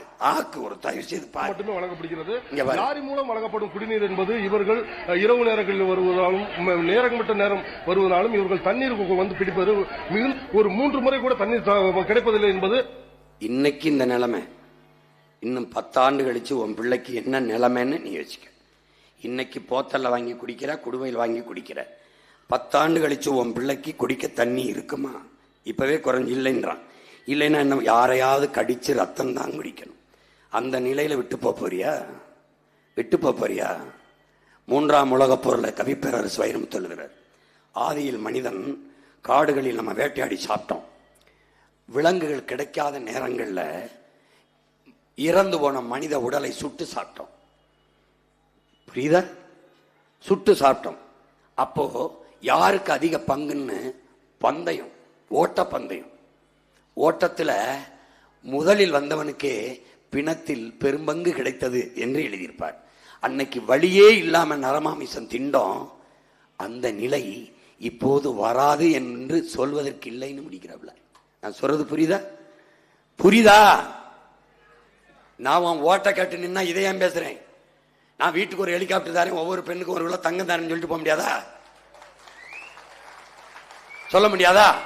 யாரா என்னை கேட்க போறியாடா? யாராவது என் தம்பி தங்கச்சி எந்திரிச்சு நீ எப்படி ஹெலிகாப்டர் கொடுப்ப, நீ எப்படி 1 கிலோ தங்கம் யாரும் கேட்பியா? கேட்டு இருந்தீங்கன்னா தான் நாடு மாறி இருக்குமாடா. இப்படி நாடு மாறி போகாதே. நீ எப்படா 20 லட்சம் ரூபா கொடுப்ப, எப்படா 6 சிலிண்டர் கொடுப்ப, எப்படா இதெல்லாம் கொடுப்ப அப்படின்னு நீங்க கேட்கலையே. நான் 1 கிலோ தங்கம் தரேன்டா, ஒவ்வொரு அம்மாவுக்கும் தங்கச்சிக்கு அக்காவுக்கும் ஒவ்வொரு கிலோ, ஒவ்வொருத்தனும் ஒரு ஹெலிகாப்டர்ல மொட்டை மாடி உங்க வீட்டு வாசலே ஹெலிகாப்டர் நிறுத்துறதுக்கு இடம் தந்து கட்டினண்டா. எப்படி சிரிக்கிறான் தர மாட்டேன்னு. எப்படி தருவேன் கேளு, எப்படி தருவேன் கேளு. இவங்கெல்லாம் எப்படி தர்றாங்களோ அப்படிதான் நானும் தருவேன். எங்கிருந்து ஐயோ ஐயோ ஐயோ சக்கர்மம். அவருடைய பிரதான குற்றச்சாட்டாக இருக்கிறது. இன்னும் 3000த்திற்கும் மேற்பட்ட குடும்பங்கள் வசித்து வரும் நிலையில் தங்கள் பகுதியில் குடிநீர் விநியோகம் சீராக. இந்த கூட்டத்தில் ஒரு கூட்டம் தான் நம்மள. அங்க நிக்கிறது யாருன்னு நினைக்கிற? எங்க ஆத்தா, என் தங்கச்சி, எங்க அம்மா, எங்க அப்பன். நீ அடுத்த வீட்டுக்குறை தன் வீட்டுக்குறை எரியாத வரை எவனும் நம்மள தண்ணி எடுத்துட்டு வர்றதில்லை. அடுத்த வீடு தானே எரியுது, நீ படுக்கிற விழுகிறது ஓ சாம்பலா தான் இருக்கும். அப்பா அடுத்த வீட்டு கூரை எரியும் போதே நீ எச்சரிச்சுக்கணும். இப்ப வீதியில உன் ஆத்தாலும் அக்காவை நிக்கும் போதே நீ எந்திரிச்சுக்கணும். ஏன் அந்த நிலை உனக்கு வராதுன்னு நீ நம்பிக்கிட்டு இருக்க. அதுதான் ஏமாற்று, அதுதான் பைத்தியக்காரத்தனம். வாரத்திற்கு ஒருமுறை மட்டுமே தண்ணீர் விடப்படுவதாகவும் இது தொடர்பாக மாவட்ட ஆட்சியருக்கு பலமுறை புகார் மனு அளித்தும் இதனிடையே சமரச பேச்சுவார்த்தை நடத்த வந்த காவல்துறையினரிடையே பொதுமக்கள் வாக்குவாதத்தில் ஈடுபட்டனர். பின்னர் பேச்சுவார்த்தையில் உடன்பாடு ஏற்பட்டதை தொடர்ந்து கீழச்சாவடி மக்கள் மறியலை கைவிட்டனர். இப்ப ஆலியார் பவானி குடிநீர் திட்டம் பாருங்க, நமக்கு என்ன குடிநீர் திட்டத்துக்கு ஒண்ணு இல்ல. குலீஸ்வரன் வேட்டைக்காரன் முதல் குடிநீர் திட்டம், ஆலியார் 295 கிராமங்களுக்கு குடிநீர், திருப்பூர் நகராட்சி மாநகராட்சி குடிநீர் திட்டம் 259, குறிஞ்சி குனியமுத்தூர் குடிநீர் திட்டம், கவுண்டம்பாளையம் வடவள்ளி குடிநீர் திட்டம். குடிநீர் திட்டம் இருக்கு, நீர் இல்ல. இங்க ஆவின் பால் விற்கிறான், இல்ல. பால்வளத்துறைக்கு அமைச்சர் இருக்காரு, பால் இருக்கு, வளம் இல்ல. கால்நடைத்துறைக்கு அமைச்சர் இருக்காரு, கால்நடை இல்ல. அது மாதிரி குடிநீர் திட்டம் இருக்கு, நீர் இல்ல. To you understand? உனக்கு புரியுதுன்னு நினைக்கிறேன். உனக்கு எனக்கு பாடம் நடத்தின பேராசிரியரோடு இப்படி நடத்தல. உலக உயிர்களின் அடிப்படை உரிமையான தண்ணீர் சந்தை பொருளாக விற்பனை செய்து லாபம் கொளிக்கும் தொழிலாக மாறிட்டது நிறுவனங்கள். இப்ப தண்ணீரை ப்ளூ கோல்டுங்கிறான், வேர்ல்டு வாட்டர் வார்ஸ், ஒரு நீல தங்கம். இப்ப என்னதுக்கு இது, எதுக்கு இந்த நிலைமை வந்துச்சுன்னு என் பிள்ளைகளுக்கு சொல்லணும். வேர்ல்டு ட்ரேட் ஆர்கனைசேஷன் ஒன்று இருக்கு, உலக வர்த்தக அமைப்பு. உனக்கு குடிநீர் விநியோகம் சேவை, மருத்துவம் ஒரு சேவை, கல்வி ஒரு சேவை, மின் உற்பத்தி பகிர்ந்தளிப்பு ஒரு சேவை, சாலை போடுதல் பராமரித்தல் போக்குவரத்து நடத்துதல் ஒரு சேவை. ஆனால் இந்த வேர்ல்டு ட்ரேட் ஆர்கனைசேஷன் உலக வர்த்தக அமைப்புக்கு அது சேவை இல்லை, தொழில். இந்த அர்ப்பணிப்பிட்ட கடன் வாங்கி கையெழுத்து போட்டதுனால எத்தனை 10 லட்சம் கோடி என்ன ஆயிருச்சு? தனியாருக்கு கல்வி, தனியாருக்கு மருத்துவம், தனியாருக்கு தண்ணீர் விற்பனை. அவன் என்ன சொல்றான்? இதையெல்லாம் நடத்துவது அரசின் வேலை அல்ல, இதெல்லாம் தொழில் நடத்துவது கவர்மெண்டின் வேலை இல்ல, அரசின் வேலை இல்ல. அப்போ முதலாளிகளிடம் கொடுத்து விட்டு கமிஷனை வாங்கி கொண்டு கையெழுத்து போட்டுட்டு இரு, இதுதான் அவன் சொன்னான். அதைத்தான் இவன் செய்யறான், இந்த ஆட்சியாளன் செய்யறான். இப்போ நீ நம்ம செத்து போறோம்னு வச்சுக்கிற, என்ன இருக்கும் பிள்ளைக்கு? பெரிய பாலம், பெரிய துறைமுகம், பெரிய விண்ணூர்தி நிலையம், 5000 ஏக்கரு, பெரிய பேருந்து நிலையம், எல்லாம் பெருசு பெருசா இருக்கும். வயிறு சீர்த்து போய் கிடக்கும், சாவன். புரியுத? 5000 ஏக்கர்ல ஏர்போர்ட் கட்டணும்னு நினைக்கிறான். ஏர்போர்ட் ஒழுக வேண்டிய இடத்துல ஏர்போர்ட் கட்டணும்னு நினைக்கிறான். ஏர்போர்ட் கட்டு. அந்த விண்ணூர்தியை ஓட்ட போற முதலாளி யார்? ஒரே முதலாளி, இண்டிகோ முதலாளி. முதலாளியின் லாபத்துக்கு கட்டுறியா, என் மக்களின் சேவைக்கு கட்டுறியான்னா பதில் இல்லை. எனக்கு பயந்துகிட்டு தான் அதெல்லாம் நிக்குது. உன் மகன் இல்லைன்னு வச்சுங்க, கடலுக்குள்ள பேனாவை வச்சிருப்பான், 8 வழிச்சாலையை போட்டிருப்பான், டங்ஸ்டன் நோண்டிருப்பான், டங்ஸ்டன் சுரங்கு நோண்டிருப்பான், பரந்தூர்ல கட்டியிருப்பான். கட்டி பாருன்னு இருக்கல. எனக்கு இந்த நீ ஓட்டு போடலைன்னா போ, நான் ஜெயிக்கிறேன் தோக்குறேன், அதெல்லாம் எனக்கு கவலை இல்லை. எவனவன் என் மண்ணின் வளத்தை கெடுக்கிறானோ அவனை எல்லாம் நான் தடுப்பேன். எனக்கு முதன்மையானது என் மண்ணின் வளமும் என் மக்களின் நலன்தான். அதுக்கு அப்புறம் தான் தேர்தல், ஓட்டு. போட்டா போடு, போடலைன்னா போ. எனக்கு ஒரு கடமை இருக்கு, எனக்கு ஒரு பிறவி கடமை இருக்கு. நான் பிறந்துட்டேன் உன்னோடு. எனக்கு முன்னவன் கற்பித்தான். எனக்கு முன்ன இருந்தவர்கள் எனக்குள் இந்த விதையை தூவினா. தன்னலமற்று உண்மையும் நேர்மையுமாக நின்னா மக்களுக்கு. என் மனச்சான்று சொல்லுது, எவனோடும் சேராத, தனியாக நில். உன் மக்களை நம்பி மக்களுக்காக நிக்கிறேன். தோத்தா நான் என்னடா தோக்குறது? நீ தோக்குற, நீ தோக்குற, நானா தோக்குறேன், நீ தோக்குற. பாத்துக்க. இந்த சூயஸ்ங்கிறவ யாருன்னு தெரியுமா உனக்கு? பார்த்துக்கிட்டே இரு, நான் சொல்றேன் அப்புறம்.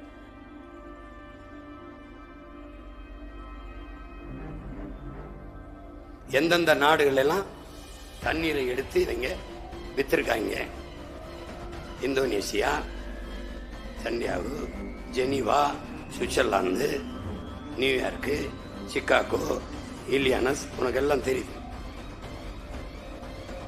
அங்க தெரியும். பாரு எவ்வளவு நாடுகள்ல தண்ணீர் வேட்டையாடி இருக்கான்னு பாரு. பாத்துக்கிட்ட இனிமேதான் கதை இருக்கு.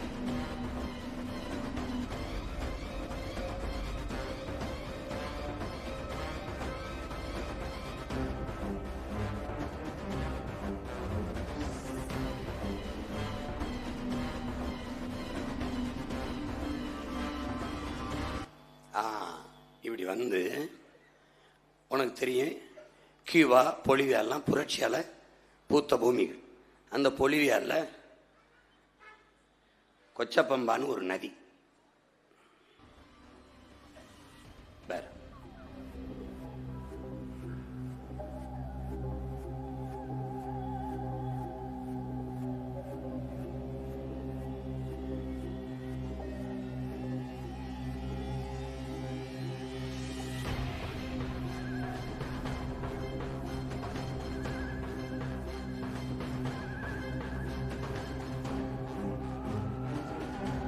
உலகெங்கும் தண்ணீருக்கு படுற துயரத்தை உனக்கு காட்டுறேன்.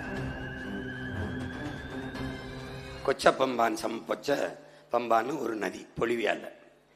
இது என்ன பண்றான்? அந்த பொலிவியா உலக வங்கியில 250 கோடி கடனை வாங்கிடுறான். இப்ப நம்ம 10.5 லட்சம் கோடி, அவன் பரவாயில்ல, ஒரு 250 கோடிக்கு அந்த நிலைமை, 10.5 லட்சம் கோடிக்கு என்ன நிலைமை நீ பாத்துக்க. இவன் என்ன பண்றான்? அந்த கடனை வாங்கின பிறகு, கடனை வாங்கும்போது கையெழுத்திடும் போது அவன் ஒன்று சொல்றான்: இந்த கொச்சப்பம்பா நதிய இந்த முதலாளிக்கு கொடுன்றான். அந்த நிறுவனத்தின் பேர் பெக்டன். இந்த பாரு, நல்லா கவனிச்சுக்கிட்டே வா. கொச்சப்பம்பா பொலிவியால. இவர் இது பொழுதுபோக்கு படம் இல்ல, கொஞ்சம் ஆழ்ந்து கவனி, புரியுதா?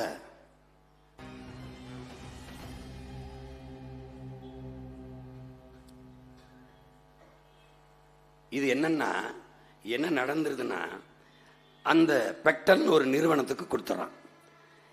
நீ இப்ப எதோட பார்க்கணும்? அண்ணன் இடையில காட்டினதெல்லாம் நீ மறந்துடணும், அழிச்சிடணும். அந்த நேபாளில் ஒரு நாடோடி, ஒரு சிறுவனின் கதையை நான் சொன்னேன் பார்த்தியா? அது கதை உலகத்தில் எங்கேயாவது நடக்குமான்னு நீ நினைக்கிறீல? இங்க நடந்துச்சு. எப்படி நடந்துச்சு? அந்த பெக்டல் நிறுவனம் என்ன பண்ணிட்டான்? அவனுக்கு கொடுத்தவன நதியில போய் அணைய கட்டினான். விவசாயத்துக்கு நீரை எடுக்கக்கூடாதுன்னு தடைய போட்டான். யார் மீன் பிடிக்கக்கூடாதுன்னு தடைய போட்டான். நான் தான் பிடிப்பேன், விவசாயத்துக்கு நீரை நான் தான் கொடுப்பேன், எவ்வளவு நீரோ அவ்வளவு காசு, இவ்வளவு 1 லிட்டர் இவ்வளவுன்னு போட்டு வித்தான். மீன் அவனே பிடிச்சு வித்தான். அணைய கட்டி நீர் தேக்கிட்டான். அதுக்கப்புறம் என்ன பண்ணிட்டான்? இந்த ஒன்னு தடை பண்ணான். குடிக்க கூட தண்ணி நான் தான் கொடுப்பேன். இப்ப என்ன கொடுத்த பிறகு தண்ணீரை விலை கொடுத்து வாங்குற நிலைமை, வேளாண்மைக்கு விலை கொடுத்து வாங்குற நிலைமை எதுவுமே இல்லை. முழு நதியின் பயன்பாடு அவன் கட்டுப்பாட்டுக்கு போயிடுச்சு. மக்கள் போராடுறான், ஒன்னும் செய்ய முடியல. மன்னன் உத்தரவு போல இது அரசன் உத்தரவு. இங்க பொலிவியா அரசு உத்தரவு. அரசு கையெழுத்து போட்டுருச்சு கடனை வாங்கி. வழி இல்ல, அரசு திணறுது. மக்கள் கிளர்ந்து எழுகிறான். நம்ம ஜல்லிக்கட்டுக்கு, ஸ்டெர்லைட்டுக்கு நம்ம போராடணும்ல, அது மாதிரி கிளர்ந்து எழுகிறான், போராடுறான். நம்ம இப்படி கையில் எரிவாவிக்கு, உயர் மின்னழுத்த கோபுரத்துக்கு போராடணும், அப்படி போராடுறான். போராடும் போது அங்க என்னன்னா, அதுக்கு ஒரு தலைமை இருக்க, ஒரு வங்கி பணியாளன் ஆஸ்கர் ஒலிவேரான்னு ஒருத்தன் வாரான். அவன் பேசுவான் பாரு, இவன் தாமே. இவன் என்ன பண்றான்? அந்த வங்கியிலிருந்து பணியை விட்டுட்டு மக்களுக்கு தலைமையேற்று போராட ஆரம்பிக்கிறான். போராட ஆரம்பிக்கும் போது la gente, nosotros no podíamos conseguir போராட்டம். ராணுவத்தை வச்சு எப்படி ஸ்டெர்லைட் போராட்டத்தை துப்பாக்கி சுட்டு வீழ்த்தினானோ அடக்குனானோ அப்படி ராணுவத்தை வச்சு போராடுற மக்களை சுட்டு வீழ்த்துறான்.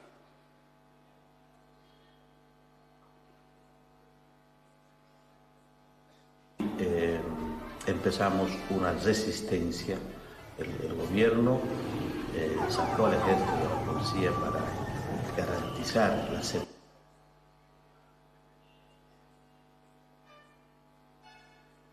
தூத்துக்குடி ஞாபகம் வரும் உனக்கு. மக்களின் புரட்சியை கட்டுப்படுத்த முடியாம ராணுவத்தை வச்சு தாக்கி அழிக்கிறான்.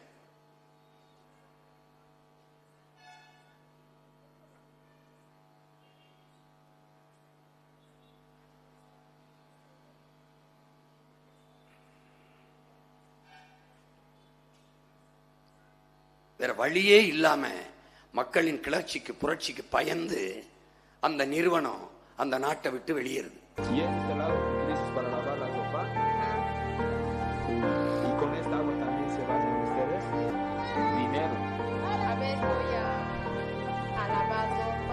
நமக்கு மட்டும்தான் நினைக்காத, உலகங்களும் தண்ணீருக்கு இதான் பிரச்சனை. ஒரு போர், அதனாலதான் 3ஆம் உலக போர் தண்ணீருக்காக தான் நடக்கும்னு சொல்றது காரணம் அதுதான். இவனு தெரியுமா, இங்கிலாந்தின் பொருளாதார மேதை ஜான் ஆண்டனி ஆலன் அவன் என்ன சொல்றான், ஆசிய நாடுகள் தான் தங்கத்தையும் பணத்தையும் வைத்து பொருளாதாரத்தை மதிப்பிடுகிறார். அதாவது ஒரு நாடு பணக்கார நாடா இல்லையான்னு.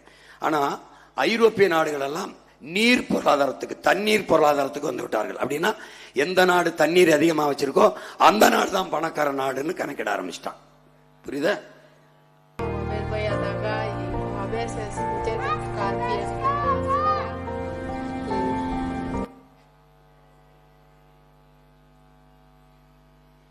பொலிவியால வெளியேறி வந்தான்ல பெக்டல் நிறுவனம், அவன் எங்க போனான்னு நினைக்கிற? அந்த நேபாள இளைஞன் அந்த கதை பொலிவியால நடந்தது. பொலிவியால வெளியேற்றப்பட்டான்ல, அங்கிருந்து வெளியேறி வந்தான்ல, அவன் எங்க வந்திருக்கான்னு, எங்க ஊர்ல இருக்காங்கிற? நம்ம ஊர் கோயம்புத்தூர்ல. கோவைக்கு வரும் இந்த சூயஸ் நிறுவனத்திற்கும் பேரை மாத்திட்டான். பெக்டல்னா தெரிஞ்சிரும்ட்டு சூயஸ்ன்னு மாத்தி இங்க வந்துட்டான். எங்க? நம்மளுடைய பவன், நம்ம ஆறுல இருந்து தண்ணி எடுத்து நமக்கு கொடுக்கறதுக்கு 3150 கோடிக்கு மேல ஒப்பந்தம் போட்டு காசு கொடுத்து வர. எவ்வளவு வேலை மக்களுக்கு தண்ணிய. நம்மளுடைய மாநகராட்சி என்னத்தை புடிங்கிட்டு இருக்கு? அதுக்கு தண்ணி எடுத்து மக்களுக்கு கொடுக்கறது வேலை என்ன? நம்மளுடைய கார்பரேஷனுக்கு வேலை என்ன? அதுக்கு வெளிநாட்டுல இருந்து ஒரு முதலாளி வரணும், அது 3150 கோடி கொடுத்து ஏன் வரணும்? அந்த சூயஸ் என்னென்ன வேலை பண்ணுவான்னு பாருப்ப. நீ பொலிவியால நடந்தது உனக்கு நடக்கும். அன்னைக்கு அந்த ஆஸ்கர் ஒலிவியா மாறி உன் மகன்தான் முன்னாடி நின்பேன். பாத்துக்க, நீ பாத்துக்க. 3150 கோடியை சுமந்து கொண்டு தமிழகத்தில் கடைவிரிக்கும் இந்த சூயஸ் நமக்கு 24 மணி நேரமும் நீர் கொடுத்து சேவை செய்வதற்காகத்தான் வந்திருக்கிறான் என்று நீங்கள் நினைத்து கொண்டிருக்கீங்க. இந்த சட்டத்தை கொண்டு வந்த ஆள் யார் தெரியுமா? அம்மையார் ஜெயலலிதா. கொண்டு வந்த பெருமன் யார் தெரியுமா? நம்ம ஐயா வேலுமணி. சிறந்த திட்டம். நாங்க அது திட்டமா என்னன்னு நீங்க கொஞ்சம் பாருங்க. நிச்சயம் உங்கள் பைகளில் பணங்களை நிறைத்து வைத்துக் கொள்ளுங்கள்.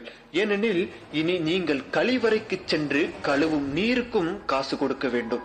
ஆம், அதுதான் சூயஸின் அஜெண்டாவே. உங்கள் வீடுகளில் இருக்கும் கிணறுகளையும் ஆழ்குழாய் துளைகளையும் மூட சொல்லுவான். நான் தான் தண்ணி கொடுக்குறேன், நீ எதுக்கு கிணறு வச்சிருக்க? எங்க கொச்ச பம்பால என்ன நடந்ததோ, விவசாயத்துக்கு நான் தான் தண்ணி கொடுப்பேன், குடிக்க நான் தான் தண்ணி கொடுப்பேன், குளிக்க நான் தான் தண்ணி கொடுப்பேன். நான் சொல்றது நடக்கும், இப்பவே நடந்துகிட்டு இருக்கு. கட்டமாக மூடச் சொல்லும் அந்த நிறுவனம். ஏன் என்று கேட்டால், அதான் நான் 24 மணி நேரமும் நீர் கொடுக்கிறேனே, பிறகு எதற்கு உனக்கு என்று கூறும். அதோடு நிறுத்திக் கொள்ளாது. மழை நீரை பிடிப்பதற்கும் மழை நீரில் விவசாயம் செய்வதற்கும் தடை விதிக்கும். ஆனால் இது போன்று பல நாடுகளில் தடை விதித்து ராஜயோக வாழ்க்கை வாழ்ந்த ஒரு நிறுவனம் தான் இந்த சூயஸ். அதிலிருந்து மீனை பிடிப்பதற்கு கூட எவனுக்கும் அனுமதி கிடைக்காது. இதில் இன்னொரு விடயம் என்னவென்றால், இந்தியாவில் விவசாயம் பார்க்க கூட அந்த ஆறுகளில் இருந்து கட்டணம் வசூலிக்கப்படும். இப்ப புரியுதுன்னு நினைக்கிறேன். ஏற்கனவே அவன் கோயம்புத்தூர் திருப்பூர்லாம் வந்துட்டான். வந்து நீ என்ன பண்ணுவான்? அவன் தான் தண்ணீர் கொடுக்கிறேன்பா. இப்ப எப்படி பொலிவியால விரட்டினாங்களோ அப்படி இந்த சூயஸை விரட்டணும்னா அதிகாரம் நம்ம கிட்ட வரணும். இல்லைன்னா கதையை முடிச்சிருவான். பார்த்துக்க. பரவாயில்லைன்னா எனக்கு போடாத, ஒட்ட போடாத, நீ அவங்களுக்கே போட்டு, அதே உதயசூரியனுக்கு போடு, அதே ரெட்டலைக்கு போடு, அதே தாமரைக்கு போடு, அதே கைக்கு போடு, உங்க பிள்ளைங்களை தூக்கி ரோட்ல போடு சொல்லிக்கப்படும்.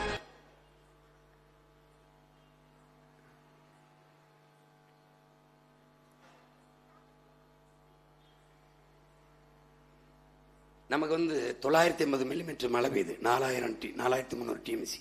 ஆனாலும் நம்ம தண்ணீருக்காக காத்திருக்கிறோம், தண்ணீருக்கு வேட்டையாடுறோம். இங்க பரவாயில்ல.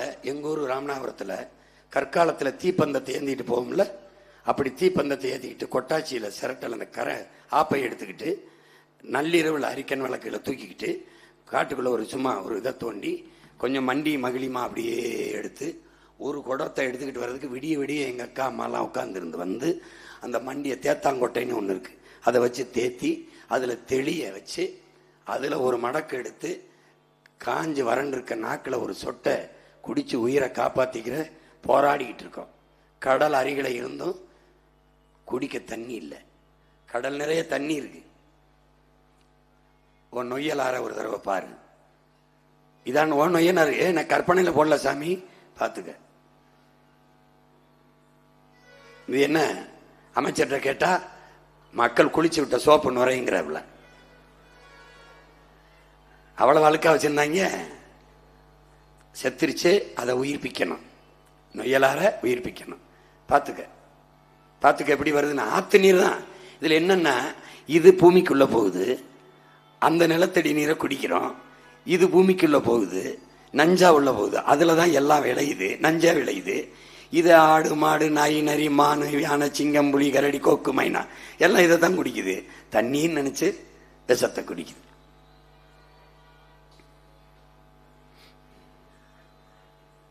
இதுலதான் குளிச்சுக்கிட்டு இருக்கான் பாரு, இதுலதான் ஆடு குடிக்குது பாரு, இதுலதான் பாரு, இதான் நிலைமை. இந்த பாரு, ஒன்னும் நீ செய்ய முடியாது. இது நம்ம சென்னையில் இருக்கிற கூவாறு, அவ்வளவு தெளிந்த நீர் ஓடிய ஒரு நதி இன்னைக்கு அழுக்கு தண்ணி ஓடுற காவாயாக மாறி இருக்கு. இதையும் உன் மகன் புதுப்பிக்கிறேன். இதெல்லாம் எப்படி தாண்டா தம்பி செய்வேன் அப்படின்னு இந்த ரெண்டு கரையிலையும் பெரும் பெரும் குழாய்களை வச்சிருவேன். வச்சுட்டு எப்படி இந்த குழாயில சின்ன சின்னதா அந்த பொருத்தல் இடையில போடுவீங்களா, அப்படி இந்த நகரத்திலிருந்து வர்ற கழிவு நீரை இதுக்குள்ள விடுவேன், அங்கிருந்து வர்றதா அதுக்குள்ள விடுவேன். இந்த பெரும் பெரும் ராட்சச குழாய்களுக்குள்ள கொண்டு போய் ரெண்டு கரையில வச்சு உள்ள போய் கழிவு நீர் சேராம வெளியில எடுத்துக்கிட்டு போயிடுவேன். எடுத்துட்டு போய் இந்த சாய நீர்லாம் 0 டிகிரியில சுத்திகரிச்சுக்கிடுவேன். இந்த கழிவு நீரை 100 ஏக்கர் 200 ஏக்கர்ல சுத்திகரிக்கிற இது வச்சு சுத்திகரிச்சு தூய் அந்த சுத்திகரிச்சு எடுக்கிற தெளிந்த நீர் என்ன பண்ணுவேன், மரம் நடுதல், சாலை போடுதல், கட்டிடங்கள் கட்டுதல் அதுக்கு பயன்படுத்திடுவேன். இந்த கீழே படிகிற இந்த அழுக்கு இந்த மண்ணை எடுத்து வண்டல் மண்ணை நல்ல உரம் அதை என்னுடைய வேளாண் பண்ணைகளுக்கு எடுத்துட்டு போயிடுவேன். அப்ப என்ன பண்ணுவேன், தூய நீர் ஓடுற மாதிரி பண்ணிடுவேன். அது நான் உனக்கு படமா காட்டுறேன், அப்ப உனக்கு நம்பிக்கை வரும். இப்படி செஞ்சிருவானா அண்ணே, ஓஹோ அப்படியா அப்படின்னு. இங்க பாரு, இதுல அதை விட கொடுமை, இந்த பிளாஸ்டிக் நெகிழி குப்பைகளால ஆறெல்லாம் நிரம்பி இருக்கு. கெடில மாறு, ஒவ்வொரு ஆறும் தண்ணியை மட்டும் பாரு, தண்ணி நிறத்த பாரு. ஆறுகளை நம்ம வந்த பிறகு உயிர்ப்பிச்சிடறோம். சாக கிடக்கிற நம் தாயை எப்படி காப்பாத்துமோ அப்படி சாக கிடக்கிற நம் தாயின் ரத்த நரம்பு இருக்குல்ல, ரத்த நரம்பு, இதை சுத்தம் பண்ணிடுறோம். அந்த சுத்தம் பண்ணிடுறோம். செய்வானான்னு நினைக்கிறியா? நான் சத்தியமா செய்வேன், நீ நம்ப. எவனாவது நதி அல்ல என் பூமி தாயின் ரத்த நரம்புகள்னு சொன்ன எவனையாவது சொல்லு. மலை இல்ல என் பூமி தாயின் முளைன்னு சொன்னவன் எவனையாவது சொல்லு. என் தாயின் மார்பிலிருந்து எனக்கு பால், பூமி தாயின் மலை மார்பிலிருந்து உலக உயிர்களுக்கு பால். அதான் அருவி. அந்த அருவியில் இருந்தான் ஆறு, ஆறில் இருந்தான் நீரு, நீரில் இருந்தான் சோறு, சோறில் இருந்தான் வயிறு, வயிறில் இருந்தான் உயிர், உயிரில் இருந்துதான் வாழ்க்கை. இப்படி ஒருத்தவனை கற்பிச்சிருக்கான்னு சொல்லு, அப்புறம் நீ போடு. 430 டிஎம்சி அதை நான் சேமிக்கிறேன், கணக்கில்லாத ஏரி குளங்களை வெட்டுறேன்.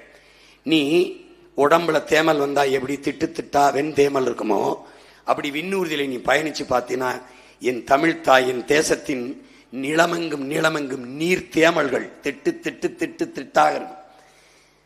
10 ஏக்கருக்கு 2 ஏக்கரு, 200 ஏக்கருக்கு 25 ஏக்கரு விளைநிலங்கள் எல்லாம் நீர்த்தேக்கங்களை வெட்டி அந்த நீர் மழை நீர்ல நிறையாது, எங்கு விழுந்தாலும் அந்த ஏரிக்கு குளத்துக்கு போய் சேர மாதிரி நீர் தாரைகளை உருவாக்கி பெரிய கனவோடு உன் மகன் நிக்கிறேன். இந்த பாரு எப்படி கொண்டு போய் சேர்ப்பேன்.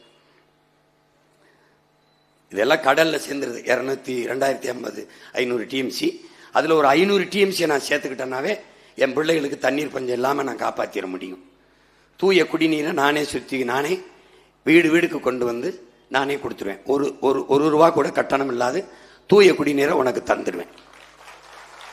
அப்ப நான் வந்தவனே என்ன பண்ணுவேன், முதல்ல சட்டம் போடுவேன். முதல் கையெழுத்து என்னன்னு எல்லாரும் உங்க அண்ணனை கேட்கிறான், உன் மகனை முதல் கையெழுத்து நான் முதலமைச்சர் கையெழுத்து போடுவேன், இல்லைன்னா பதவி செல்லாது. முதல் கையெழுத்து போட்டுட்டு, ரெண்டாவது கல்வி மானுட உரிமை, கொடுக்க வேண்டியது அரசின் கடமை, அதை கொடுக்காமல் இருப்பது மாபெரும் கொடுமை. ஒரு நாட்டின் வளங்களிலே ஆகப்பெரிய வளம் அறிவு வளம், செல்வத்திலே சிறந்த செல்வம் அறிவு செல்வம். என் தேசத்தின் பிள்ளைகளுக்கு, என் நாட்டின் செல்வங்களுக்கு சரியான சமமான தரமான கல்வியை ₹1 கட்டணம் இல்லாமல் கொடுப்பேன். முடிக்கல, எப்படி கொடுப்பேன்? உலக தரத்திலே முதலிலே பின்லாந்து, 2வது தென்கொரியா, 3வது சிங்கப்பூர், 4வது ஜப்பான், கனடா, ஜெர்மனி, இந்த நாடுகளை முந்திக் கொண்டு முதல் தரத்திலே உலக தர கல்வி என்பதே பின்லாந்து அல்ல, தென்கொரியா அல்ல, சிங்கப்பூர் அல்ல, தமிழ்நாட்டின் கல்வி தரம் தான் உலக சிறந்த கல்வித்தரம் என்று மாத்துவேன். விளங்குதுன்னு நினைக்கிறேன், மாத்துறேன். அடுத்த கையெழுத்து, மருத்துவம் ஒரு மகத்தான சேவை, அது என் மக்களுக்கு தேவை. உயிர்காக்கும் மருத்துவம் விற்பனை பண்டம் அல்ல. ஏழை பணக்காரன், உயர்ந்தவன் தாழ்ந்தவன் பாகுபாடு இல்லாது சரியாக சமமாக தரமாக ₹1 இருந்து 1 கோடி மருத்துவரை கட்டணம் இல்லாமல் என் பிள்ளைகளுக்கு, நாட்டுக்குடிகளுக்கு கொடுப்பேன். தாய்க்கு முடியலையா, உன் வீட்டின் தாய் அல்ல, என் நாட்டின் தாய். பாட்டிக்கு முடியலையா, முதுபெரும் சொத்து, அனுபவ சொத்து, அவளை காப்பாற்ற வேண்டியது நாட்டின் பொறுப்பு. நீ அழைச்சு பேசிட்டா போதும், உயிர்காக்கும் உறுதி வந்து எடுத்துட்டு வந்து உயர்ந்த மருத்துவத்தை கொடுக்கும். ₹1 நீ செலவு பண்ண வேண்டியதில்லை. நீ அப்பலோ, காவிரி, என்ன தனியார் முதலாளிக்கு நீ போக வேண்டியதில்லை. ஏன்? அதை தாண்டி உன் மகன் தருவேன். அரசின் கடமை அதுதான் எனக்கு தெரியும், உனக்கு புரியுதுன்னு நினைக்கிறேன். இது 2வது கையெழுத்து. 3வது கையெழுத்து, நீர் மனித உயிர்களுக்குமான மட்டுமல்ல, மனித தேவைக்கு மட்டுமானதல்ல. சட்டசபையில் பேச்சு தம்போடுவேன் கையெழுத்து பாரு. மனித தேவைக்கு மட்டுமானதல்ல, அது உலக உயிர்களின் உயிர் தேவை. தண்ணீர் என் நாட்டில் விற்பனை பொருள் அல்ல, விற்பனை பண்டம் அல்ல. பேன், தடை. எங்கேயாவது வித்தாயின்னு வச்சக, தூக்கி அவனை 5 ஆண்டுகள் சிறையில் அடை. எப்படி எப்படி? நோ என்கொயரி, நோ விசாரணை. உள்ளரடே, உள்ள வச்சு ஒரு சொட்டு தண்ணி தராம வச்சு கொன்னு விடுவேன். தடை. நானே கொடுப்பேன், தரமான நீரை கொடுப்பேன், நஞ்சில்லாத நீரை கொடுப்பேன், நம்பிய மக்கள் குடிக்கலாம் கொடுப்பேன். இது 3ஐயும் ₹1 இல்லாம இலவசம்ங்கிறது, கட்டணம் இல்லாம உன் மகன் தர போறது இது 3 தான். இது 3ஐயும் கொடுத்துருவேன். அதுக்கப்புறம் அவருக்கு தெரியும், வேளாண்மையை நான் பல கோடி பண திட்டம், 10 ஆண்டு பசுமை திட்டம், பிள்ளைகளை 10,000 பேர் 5,000 பேரை வேலைக்கு எடுத்துருவேன். அரசு பணி, கல்வியை நான் கொடுத்துருவேன், மருத்துவத்தை நான் கொடுத்துருவேன், தண்ணீரை கொடுத்துட்றேன், வேளாண்மை நானே செஞ்சிடறேன். பசிங்கிற சொல்லு இல்லை, வீட்டுக்கு வீடு வேலை கொடுத்துறேன். ஆடு மாடு மேய்க்கிறது, கரும்புல தொழிற்சாலை, அதை போட்டு காட்டுறேன். தனித்தனியாக போடுறேன். எல்லாத்தையும் ஒரே நான் பேச முடியாது. அப்போ அதெல்லாம் வேலை இல்லைன்னு சொல்ல முடியாது, பசிக்குதுன்னு சொல்ல முடியாது. நானே தான் பால் பண்ண வச்சிருக்கேன், நானே நாட்டுக்கோழி வளர்க்குறேன், நானே கழுதை வளர்க்குறேன், நானே பன்னி வளர்க்குறேன், நானே எருமை வளர்க்குறேன், நானே பட்டுப்பூச்சி வளர்க்குறேன், நானே தேனீக்கள் வளர்க்குறேன். ஒருத்தனும் தப்பிக்க முடியாது. சூலூர்னா சூலூர்ல அரசு வேலை, கவுண்டம்பாளையம்னா கவுண்டம்பாளையத்தில் வேலை. இங்கே வேறு விவசாயி ஏன் இலையா இருக்கேன், பிளேட்டு கத்தி சிறக்கிற பிளேட்டு கத்தி தயாரிக்கிறவன் விலையை அவன் தீர்மானிக்கிறான், கால் செருப்பு தயாரிக்கிறவன் விலையை அவன் தீர்மானிக்கிறான். என் ஆத்தால போய் விளைய வைக்கிற பொருளுக்கு அவன் விலையை தீர்மானிக்க முடியல, வாங்குறவன் தீர்மானிக்கிறான். விவசாயத்தில் மட்டும் வேளாண் குடிமகன் உற்பத்தியாளன் விளைவை தீர்மானிக்க முடியவில்லை, வாங்குறவன் தீர்மானிக்கிறான். உன் மகன் ஆட்சிக்கு வந்தவன உற்பத்தியாளனே தீர்மானிக்கிறான். அதனால விவசாய கடன் அடைய மாட்டான். என்ன செய்வா சீமான்? வேளாண் அமைச்சகத்துக்கு கீழே கோயம்புத்தூர்னா 4 வேளாண் பேரறிஞர், திருப்பூர்னா 4, ஈரோடுனா 4, ஒவ்வொரு மாவட்டத்திலும் முதிர்ந்த வேளாண் அனுபவம் பெற்ற வேளாண், எங்க அப்பா நல்லசாமி மாதிரி அந்த மாதிரி ஆளுகளை எல்லாம் போடுவேன். தலைவர்கள் ஒவ்வொரு தடவையும் விளைச்சல் வருதா, கரும்பு விளைஞ்சிருச்சா, வாழை விளைஞ்சிருச்சா, தென்னையா, என்ன விலை தீர்மானிக்கலாம் அந்த குழு முடிவெடுத்து பரிந்துரைக்க அரசுக்கு செயல்படுத்தும். உனக்கு புரியுது? தக்காளி 100 ரூபா கிலோன்னா நாடங்களும் 100 ரூபா தான், வெங்காயம் 50 ரூபாய்னா 50 ரூபா தான். விலையை அவனே தீர்மானிப்பான். ஏன்னா எனக்கு தெரியும், ஒரு நாட்டில் விவசாயி வளர்கிறான் என்றால் நாடு வாழுகிறது, வளர்கிறது. அது பசியற்ற சமூகம். ஒரு நாட்டில் விவசாயி வாழ முடியாம சாகிறான் என்றால் அது நாடு இல்ல, சுடுகாடு. அதனால நாடை 10 ஆண்டுல பச்சை போர்வேலை போத்திடுவேன், உனக்கு தண்ணியை நானே கொடுத்துருவேன், பிளாஸ்டிக்கை ஒழிச்சிருவேன், மாற்றுக்கு உனக்கு கொண்டாந்து சேர்த்துருவேன். வேற என்ன சொல்லு? ஆள் குழாய இதுவரைக்கும் போட்டது இனிமே போட விட மாட்டேன். கிணறு தான் வெட்டணும். ஆள் குழாயில நீ 500 அடி 1000 அடிக்கு போய் உறிஞ்சிக்கிற. இந்த வேப்ப மரம், இந்த மரம் 1000 அடிக்கு உள்ள போயுமா? வேறு அதெல்லாம் கிடையாது. இங்க பாருங்க, 500 அடி 1000 அடிக்கு போயிடுவேன். அப்ப இந்த செடி கொடி, இந்த புல்லு பூண்டு, இந்த மரம்லாம் என்ன பண்ணும்? 1000 அடிக்கு கீழே போய் தண்ணீர் எடுத்துக்கிட்டு வருங்கிற பனையே செத்து போகுது, கழுத்து முறிஞ்சு. அப்புறம் என்ன பண்றது? கேரளாவில எல்லாம் அந்த போர்வெல்ல தடுத்துட்டான், ஆள் குழாய தடுத்துட்டான்.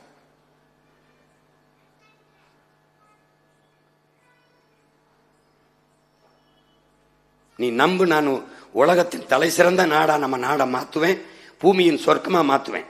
இன்னும் கொஞ்ச நாள் வாழ்ந்துட்டு போகணும்னு. என் பள்ளிக்கூடத்துல நீ பாத்தீங்கன்னா மறுபடியும் படிக்க நீ சேர்த்துக்குங்கிற அளவு கெஞ்ச விட்டுருவேன்.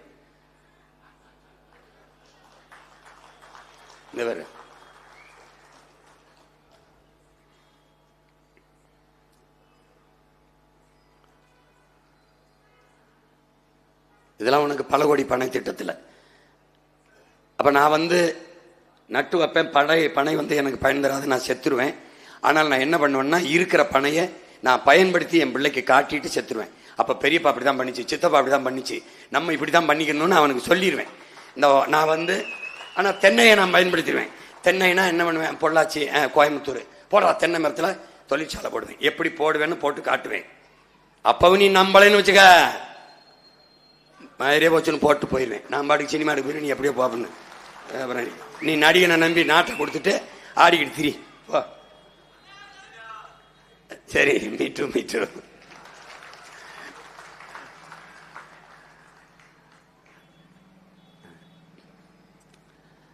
நம்மகிட்ட பெரிய பொருளாதாரம் இருக்கு, உலகத்தின் பெரிய பணக்கார நாடாயிரலாம். சொல்றது அண்ணன் சொல்றத நம்ம. இங்க ஒரு சாராயம் 50,000 விற்கிறான் ஆண்டுக்கு, பால் 3 லட்சம் கோடி. சாராயம் உயிரை எடுக்கும், பால் உயிரை கொடுக்கும். நம்ம இந்த பக்கம் நின்றுவான். சிலிண்டர் தரமாட்டான். நான் சொன்ன நீ நம்ப மாட்டேங்கிற. அமீர் கான் சத்தியமே செய்தேன்னு ஒரு நேர்காணல் விஜய் தொலைக்காட்சியில அந்த இந்திக்காரர் ஒரு தம்பி சொல்லுவாப்ல, எங்க மாடு சாணி போடும், அதை கொண்டு குழியில போட்டு நான் மீத்தேன் எடுத்துக்கிடுவேன், அதை எடுத்துக்கொண்டு போய் குழியில போடுவேன், அங்க மண்புழு சாப்பிட்டு என்ன சொல்றார், பிளாக் கோல்டு, அது கருப்பு தங்கமா உரத்தை கொடுக்குங்கிறான். எதுக்கு நான் சொல்றது நீ நம்ப மாட்டேன்னா, ஐயா மோடியவே நமக்கு பேச விட்டேன். பீப் எக்ஸ்போர்ட்டுக இந்துஸ்தான் நம்பர் 1 பார்த்திருக்கேன்னு நினைக்கிறேன். பால்ல பெரிய பொருளாதாரம் இருக்கு. முட்டை இருக்கு, பால் இருக்கு, நெல் இருக்கு, கரும்பு இருக்கு. கரும்புல பெரிய சந்தை இருக்கு. எல்லாமே நம்ம கிட்ட இருக்கு. தென்னையில பெரிய பொருளாதாரம் இருக்கு. தென்னை மரத்தை வச்சுக்க, இங்க போட்டேன் தொழிற்சாலைன்னு என்ன கட்டணம் கட்டுவேன். சீட்டு தகர சீட்டை அடிச்சு அப்படியே தர்மாக்கோலை போட்டு ஃபால் சீலிங் போட்டு ஏசியை போட்டு உள்ள நிக்க விட்டுருவேன். ஆத்தாளப்பனேன் படிக்காத எல்லாம் கவர்மெண்ட் வேலை. இங்கே இரு பொள்ளாச்சி விட்டு வெளியில வராத, இங்கே இரு. என்ன பண்ணுவேன், இளநீ அப்படி வெட்டி பதப்படுத்தி உள்நாட்டு குடி தேவைக்கு, வெளிநாட்டுக்கு. இந்த தேங்காயிலிருந்து எண்ணெய், தேங்காய் புண்ணாக்கு, தேங்காய் எண்ணெய், தேங்காய் மிட்டாயி, இது தனித்தனியா எடுப்பேன். தேங்காயிலிருந்து மட்டையிலிருந்து நார் திரிக்கிற தொழிற்சாலை. உன்னால நம்ப முடியுதாடா, ஒரு கைத்து கட்டில் அமெரிக்கால 1 லட்சம் ரூபா. நான் போட்டு காட்டுறேன் பாரு, 1 லட்சம் ரூபா அந்த பில்லோட தொங்க விடுவேன். பில்லோட 1 லட்சம் ரூபா பாரு. உனக்கு எங்க பொருளாதாரம் இருக்குன்னு தெரியல. கயிறு, அந்த கயிறுல துகள் இருக்குல்ல, துகள் சின்னதா மாவு மாதிரி நொறிங்க. ஆக சிறந்த உரம் தூக்கிட்டு போயிருவேன் வயலுக்கு. மாடு ஆடு கழிவு, நாய் கழிவு, இந்த கோழி கழிவு, வாத்து கழிவு, பன்னி கழிவு, என் கழுத கழிவு எல்லாத்தையும் கொண்டு குப்பை கிடங்களை கொட்டி மக்கி போன இதெல்லாம் கொட்டி 100 ஏக்கர் 200 ஏக்கர் 300 ஏக்கர்ல என்ன பண்ணுவேன், கணக்கில்லாத மீத்தேன் ஈத்தேன் பயோகேஸ் எடுப்பேன். எடுத்து அன்னபூர்ணி சூப்பர் 6 எல்லாம் கிடையாது, இலவசம் கிடையாது, தடையின்றி தமிழ்நாட்டு அரசு முத்திரையோட என் மக்களுக்கு ஒவ்வொரு வீட்டுக்கும் தடை இல்லாம எரிகாற்று சிலிண்டரை கொடுத்துருவேன். ஆனா உற்பத்தி செலவு இருக்குல்ல, அங்க பணி செய்யற பிள்ளைகளுக்கு சம்பளம் கொடுக்கணும், நிர்வாக செலவு இருக்குல்ல, அந்த காசை எடுத்துக்குவேன், குறைஞ்ச கட்டணத்துக்கு கொடுத்துருவேன். புரிஞ்சிருச்சா? இலவசமா வேணும்னா அவனுக்கு போடு, அவங்களுக்கு போடு, இல்ல இப்படி கொடு, நீ பூமியை ஈரக்கொலைய ஒரு மாட்டு சாணியில பயோகேஸ் எடுத்துக்கிற முடியும் மீத்தம்னா என்ன, இதுக்குடா என் பூமி தாயின் ஈரக்கொலைய மண்ணை தோன்ற, என் தாய் மண்ணை எதுக்குடா தோன்ற, மாட்டு சாணியில இருக்கடா கணக்கில்லாத மீத்தேன், அதுக்கு போயிடுறோம். புரியுதா? சின்ன மூளை, நிறைய வேலை, பெரிய கனவு, பெரிய கனவு. ஏன் கனவு இல்ல, 5000 ஆண்டுகளா என் முன்னவன் தூக்கி சுமந்தது, அந்த கனவை என்னவன் தூக்கி என் தலைவன் சுமந்தான், அதை என் தலையில இறக்கிட்டான். ஒரு ஆளா சுமக்க முடியாதனால உங்க எல்லாருக்கும் கொஞ்சம் கொஞ்சமா பிரிச்சு தாரேன். கேட்டு போய் படுத்துறாத. அண்ணன் பேசுனது உன் நண்பங்கெல்லாம் சொல்லு, ஒரு ஓட்ட போடியா பாரியா, எங்க ஆளு பேசுறத பாரியா. பாரு, எதுக்குன்னா இவனுக்கு பக்க வேர்கள் கிடையாது, நேரா போவான். இவன் வேர் இவன் பட்டு போனவொடனே இவன் வேற எடுத்து பார்த்தீங்கன்னு வச்சுக்கேன், ஒரு டியூப் மாதிரி போவான். இந்த போறான் பார்த்தியா, ரொம்ப கீழே போய் தண்ணி எடுத்துட்டு வருவான், 1000 அடி வரைக்கும் போவாங்கிறாங்க. இப்ப அந்த வேரை எடுத்துட்டு உடச்சு இப்படி பார்த்தீங்கன்னு வச்சுக்க, ஒரு வெள்ளை பஞ்சிருக்கான் பார்த்தியா, இந்த மாதிரி இந்த பஞ்சு. இது எதனால சொல்றான்னு அந்த பனைனா, எல்லாம் நீரை உறிஞ்சபடி தேவை பயன்படுத்தும். இந்த ரொம்ப நாளா கீழே இருக்கிற நீரை உறிஞ்சி கொண்டு இங்க வச்சுக்கிடுவான். அதனால நிலத்தடி நீரை வத்த விடாம நீரை வளப்படுத்திக்கிட்டே இருப்பான் அந்த பனைக்காரன், இந்த பனை. அதனாலதான் அப்பா நம்மாழ்வார் ஒரு கிணறு சுத்தி 10 பனைமரம் இருந்தா கடைசி வரைக்கும் தண்ணியை வத்த விடாதுங்கிறாப்ல. இவன் என்ன பண்ணுவான், டியூபு, இந்த பஞ்சு இப்படி உறிஞ்சி வச்சுக்கிறோம், மேல ஒரு உரை இருக்கும், கலட்டினா பஞ்சு இருப்பான், பஞ்சுல தண்ணியை பிடிச்சி வச்சுக்கிறான் அவன் அப்படியே. அதனால பல கோடி பனை திட்டம், 10 ஆண்டு பசுமை திட்டம், 10 ஆண்டுல பூமியை பச்சையா போத்திடுறோம். வெயில் அதிகமா இருக்குது, பருவநிலை மாறுது, புவி வெப்பமாகுது, பேச்சுக்கு இடம் இல்லை. உலகத்துக்கே மாதிரியா நாட்டை படைச்சு இந்த சீமான மாதிரி பண்ண ஒற்றை மகன் சிங்கப்பூர்ல லீக்வான் யூ சிங்கப்பூரை உலகத்தின் தலை சிறந்த நாடா மாற்றும் போது உன் மகன் உன் கூட பிறந்தவன் சீமா தமிழ்நாட்டை சிங்கப்பூர் மாதிரி மாற்ற முடியாதா என்ன? நீ நம்பணும், நம்புவ எங்க போயிருவ? என்னை விட்டா உனக்கு நாதி இல்லை, உன்னை விட்டா எனக்கு நாதி கிடையாது.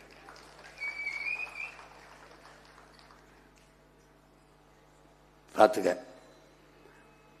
அண்ணன் வந்த உடனே இந்த கனால் நம்ம காவாயெல்லாம் சிமெண்டை போட்டிருக்கான்ல, பேத்து எடுத்துடுறோம். அதுக்கு எப்படிலாம் உலக நாடுகள் நம்ம முன்னோர்கள் காவாயை பராமரிச்சாங்க மாதிரி இந்த கரை ஓரங்கள் எல்லாம் பனை, புங்கை, பூவரசு, புளி, வேம்பு, தேக்கு, இந்த மாதிரி மரங்களை நட்டு அந்த வேர் பிடிமானத்தில் மண்ணரிப்பை பார்த்துக்கிறோம். அப்படிங்கும்போது நமக்கு கசிவு நீர் பாசனமும் கெடாது, நிலத்தடி நீரும் பூமிக்குள்ள போகும், இந்த பக்கத்தில் போய் கசியும், நண்டு மண்புழு அதெல்லாம் மண்ணை வளப்படுத்துறத கெடாது. அதெல்லாம் சீரமைக்கணும். இப்போ என்ன, நம்ம அந்த பணத்தை எங்கிருந்து எடுக்கிறது? ஏற்கனவே நம்ம போராடுறதை மீறி இந்த காவா மூல தரையில இந்த பக்கத்துல சிமெண்ட போட்ட ஒப்பந்தக்காரன் யாருன்னு பார்க்கணும், அவனை தூக்கணும். தூக்கி தனியா வச்சுக்கிட்டு எவ்வளவு எடுத்து கொடுத்துரு, எனக்கு இல்லைன்னா பேத்து எடுத்துரு சொந்த செலவுல, எனக்கு தெண்ட செலவு வைக்காதேன்னு, இல்லைன்னா பச்சை மட்டை தான்.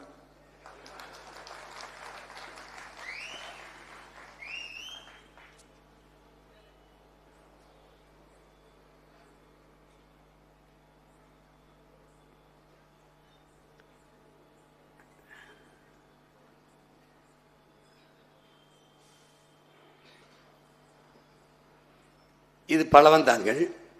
உங்களுக்கு தெரியும், உலகத்தில் எல்லா நாட்டு பறவைகளும் அங்கே முட்டையிட்டு குஞ்சு விரிச்சு போகுது. அது ஏரி.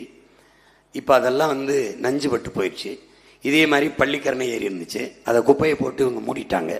இப்போ உங்கள் மகன் வந்தாலும் அதை சரி செய்ய முடியாது. அது இழந்தது போக இருக்கிறதையாவது பாதுகாத்து பராமரிக்கணும். இது அந்த பலவந்தாங்கள். இது மாதிரி கணக்கில்லாத ஏரிகளை வெட்டி நமக்கு இல்லை, நம்ம பிள்ளைகளுக்கு, அவன் பிள்ளைகளுக்கு, அவன் பிள்ளைகளுக்கு. நான் வாக்கு கேட்டு நிக்கிறேன்னு நினைக்காத, வருங்கால நம்ம பிள்ளைகளின் வாழ்க்கையை கேட்டு நிக்கிறேன். என் உடன் பிறந்தானே, உன் உடன் பிறந்தானே, உன் ஓட்டை பத்தி கவலைப்படுகிற எவனும் இந்த நாட்டை பற்றி கவலைப்பட மாட்டான். உன் வாக்கை எப்படி பறிக்கிறதுனே குறி வச்சு, அது இலவசம், இது இலவசம், மிச்சி இலவசம், 2000 இலவசம், 20,000 போடுற வங்கி கணக்கில் இட்டா இவன் உன் வாக்கை பத்தி கவலைப்படுறான், உன் வாழ்க்கை பத்தி கவலைப்பட மாட்டான்.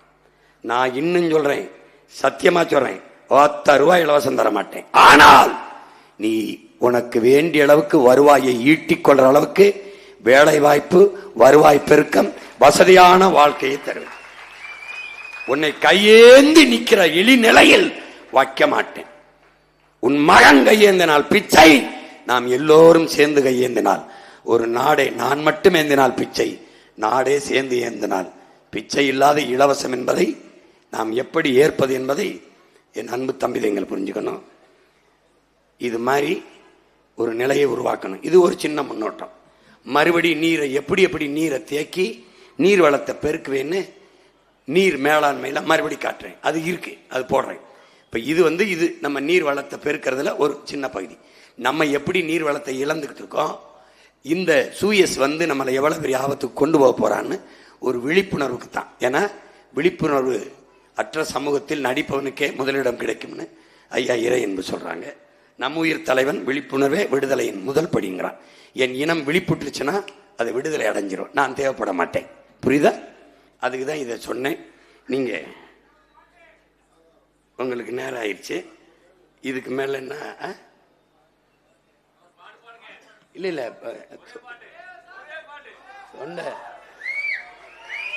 தொண்டை ரொம்ப கஷ்டப்படுத்தும். இல்ல அன்னைக்கு கொஞ்சம் பாடிட்டு அது நேரம் ஆயிடுச்சு, ஒரு வழக்க போட்டாங்க. வழக்கு நமக்கு ஒண்ணும் இல்ல.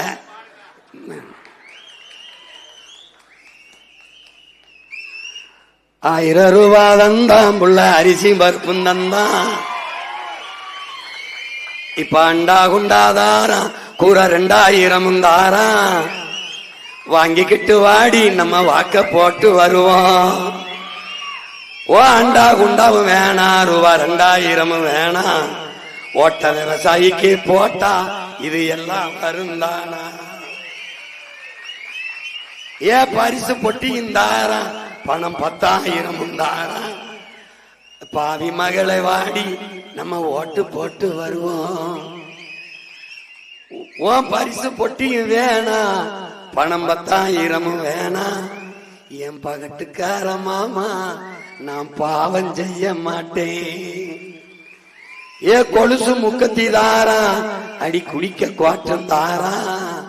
கூட கொஞ்சம் வாடி, நம்ம ஓட்டு போட்டு வருவோம். இப்படி குடிக்க வச்சு தானே நல்ல குடிய கெடுத்த கூட்டம். குறுகட்ட மாமா, நான் கூட வர மாட்டேன். ஏ வேட்டி சேலதாரா, ஓசி வசுந்தாரா. ஒத்துக்கிட்டு வாடி, நம்ம ஓட்டு போட்டு வருவோம். ஓ ஓ வேட்டி சேலையும் வேணா, அந்த ஓசி பசு வேணா. வேலை வெட்டி தந்தா நான் வாங்கிக்கு வேண்டானா? ஏன் மிக்சி கிரைண்டர் தாரா, மசாலா சாமானும் தாரா. மாமன் பொண்ணே வாடி, நம்ம ஓட்டு போட்டு வருவோம். ஓ மிக்சி கிரைண்டர் வேணா, அந்த மசாலா சாமானு வேணா. மனங்கட்ட மாமா, நான் மாத்தி போட மாட்டேன். போட்டதெல்லாம் போதும் மாமா, நீயும் கொஞ்சம் மாறு. நாம பட்டதெல்லாம் போதும், இப்ப மாறணுமே ஊரு. படிக்க நல்ல படிப்பு, பார்க்க நல்ல வைத்தியம். கொடுக்க போறதாரு விவசாயி சின்னந்தானே கூறு.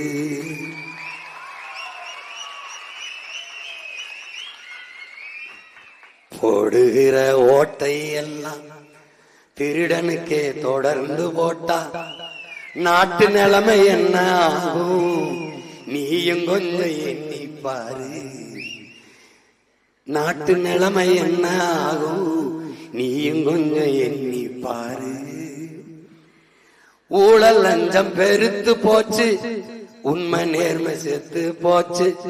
மாண்புமிக்க மக்கள் ஆட்சி மண்ணோடு மண்ணா போச்சு. கேடுகட்ட பணநாயகம் கேலி பண்ணி சிரிக்குதம்மா. பொறுப்பது பாவம்தானே, சகிப்பது சாபம்தானே. நல்ல ஆட்சி மலர்வதற்கு என்ன வழி கூறம்மா. விவசாயி சின்னத்துல ஓட்ட நீயும் போடம்மா. போடுகிற ஓட்டை எல்லாம் திருடனுக்கே தொடர்ந்து போட்டா நாட்டு நிலைமை என்ன ஆகும், நீயும் கொஞ்சம் எண்ணி பாரு. என் அன்பு சொந்தங்களே, அறிவார்ந்த பெருமக்களே, என் உயிரினும் இனி என் உடன் பிறந்தார்களே, இது உங்களுக்கான தேர்தல். இது உங்கள் நாடு. இந்த நாட்டை காக்க வேண்டியதும் மீட்க வேண்டியதும் உங்கள் பொறுப்பும் கடமையும். எனவே இந்த தேர்தலை ஒரு புரட்சிகர அரசியலுக்கான மாறுதலாக பாருங்கள். இங்கே இந்த களத்திலே கோவையிலே போட்டியிடுகிற என் அன்பு பிள்ளைகளை உங்களுக்கு அறிமுகம் செய்கிறேன். கோயம்புத்தூர் மாவட்டத்திலே சூலூரிலே போட்டியிடுகிற என் தம்பி முனைவர் ராசசேகர் அவர்கள் அமெரிக்காவிலே பேராசிரியர் பணியாற்றிக் கொண்டிருந்தவர். அந்த பணியை விட்டுவிட்டு மக்கள் பணியாற்றுவதற்கு விடுப்பு விடுத்து வந்திருக்கிறார். ஆகச்சிறந்த அறிஞன், ஆகச்சிறந்த அறிஞன். இப்படிப்பட்ட பிள்ளைகள் நமக்கு கள போராளிகளாக, முன்கள வீரர்களாக அமைவது பெரிய வரம். அவரை கைவிட்டு விடாமல் உங்கள் மதிப்புமிக்க வாக்கை அவருக்கு செலுத்தி வெற்றி பெற செய்யுங்கள். அடுத்ததாக வால்பாறையிலே போட்டியிடுகிற என் அன்பு தங்கை முதுகலை அறிவியல் படித்த உமாதேவி பெரியாண்டி அவர்கள், என் தங்கைக்கு வேளாண்குடி மகன் விவசாய சின்னத்திலே வாக்கு செலுத்தி வெற்றி பெற செய்ய வேண்டும் என்று உங்கள் மகன் அன்போடு வேண்டுகிறேன். அடுத்ததாக மேட்டுப்பாளையம் சட்டமன்ற தொகுதியிலே என் ஆர்வீர் இளவல் இளங்கலை வணிக நிர்வாகம் படித்த தம்பி கோபாலகிருஷ்ணன் அவர்களுக்கு நீங்கள் விவசாய சின்னத்திலே வாக்கு செலுத்தி வெற்றி பெற செய்ய வேண்டும் என்று அன்போடு வேண்டுகிறேன். அடுத்ததாக கோவை சிங்காநல்லூர் சட்டமன்ற தொகுதியிலே என் ஆர்வீர் தம்பி என் அன்பு இளவல் பொறியாளர் நேருஜி அவர்களுக்கு விவசாய சின்னத்திலே வாக்கு செலுத்தி வெற்றி பெற செய்ய வேண்டும் என்று அன்போடு வேண்டுகிறேன். அடுத்ததாக கோயம்புத்தூர் தெற்கிலே சட்டமன்ற தொகுதியில் போட்டியிடுகிற என் அன்பு மகன் அறிவார்ந்த இளைஞன், நாட்டையும் மக்களையும் காக்க வேண்டும் என்று துடிக்கிற துடிப்புமிக்க இளைய மகன் என் மகன் பேரறிவாளன் அவர்களுக்கு விவசாய சின்னத்திலே வாக்கு செலுத்தி வெற்றி வையுங்கள். அடுத்ததாக கோயம்புத்தூர் தொண்டாமுத்தூர் சட்டமன்ற தொகுதியிலே என் அன்பு மருமகள் இளங்கலை வணிகவியல் படித்த ரஜ்புனிஷா அப்துல் கனி அவர்களுக்கு விவசாய சின்னத்திலே வாக்கு செலுத்தி வெற்றி பெற செய்ய வேண்டும் என்று உங்கள் மகன் உரிமையோடும் உணர்வோடும் உறவோடும் வேண்டுகிறேன். அடுத்ததாக பொள்ளாச்சியிலே போட்டியிடுகிற என் அன்பு தம்பி முதுகலை வணிக மேலாண்மை படித்த என் ஆர்வீர் இளவல் செந்தில் அவர்களுக்கு நீங்கள் விவசாய சின்னத்திலே வாக்கு செலுத்தி வெற்றி பெற செய்ய வேண்டும் என்று அன்போடு உங்கள் மகன் வேண்டுகிறேன். கிணத்துக்கடவு சட்டமன்ற தொகுதியிலே போட்டியிடுகிற இளங்கலை வரலாறு படித்த என் அன்பு தங்கை பானுப்பிரியா செந்தில்குமார் அவர்களுக்கு விவசாய சின்னத்திலே வாக்கு செலுத்தி வெற்றி பெற செய்யுங்கள். உங்கள் மதிப்புமிக்க வாக்கை எளிய பிள்ளைகள், உங்கள் பிள்ளைகள் எங்களுக்கு செலுத்தி வெற்றி பெற செய்யுங்கள். அடுத்ததாக கோயம்புத்தூர் கவுண்டம்பாளையத்திலே போட்டியிடுகிற இளநிலை உணவு மற்றும் ஊட்டச்சத்தியல் நிபுணர் என் அன்பு தங்கை கலாமணி ஜெகநாதன் அவர்களுக்கு விவசாய சின்னத்திலே வாக்கு செலுத்தி வெற்றி பெற செய்யுங்கள். அடுத்ததாக கோயம்புத்தூர் வடக்கு சட்டமன்ற தொகுதியிலே போட்டியிடுகிற முதுகலை வணிக மேலாண்மை படித்த என் தங்கை நர்மதா அவர்களுக்கு விவசாய சின்னத்திலே வாக்கு செலுத்தி வெற்றி பெற செய்யுங்கள். அடுத்ததாக பல்லடம், திருப்பூர் மாவட்டத்திலே பல்லடம் தொகுதியிலே போட்டியிடுகிற அன்பு மகன் தமிழினியன் இளங்கலை காட்சி தொடர்பியல் படித்த அன்பு மகன் தமிழ் இனியன் அவர்களுக்கு வாக்கு செலுத்தி வெற்றி பெற செய்யுங்கள். என் அன்பு சொந்தங்களே, என் உயிரினிமிலே உடன் பிறந்தார்களே, ஒவ்வொரு தொகுதியிலும் வந்து உங்களை சந்தித்து வாக்கு கேட்க வேண்டும் என்று உங்கள் மகன் பெரிதும் விரும்புகிறேன். ஆனால் நேர குறைவு. 234 தொகுதிகள், ஒரே ஒரு மகன், ஒரு நாளைக்கு 6 மணி நேரம் பேசுகிறேன். அப்படி இருந்தும் நேரம் போதவில்லை. ஒவ்வொரு நொடியும் மற்றவர்களுக்கு எப்படியோ உங்கள் பிள்ளை எனக்கு உயிர் நொடி. அதனால் இந்த இடத்தில் பேசி அங்கு வரவில்லை, அந்த இடத்தில் பேசி அங்கு வரவில்லை என்று கருதாதீர்கள். காரக்குடியில் போட்டியிடுகிறீர்களே என்று கேட்டார்கள்.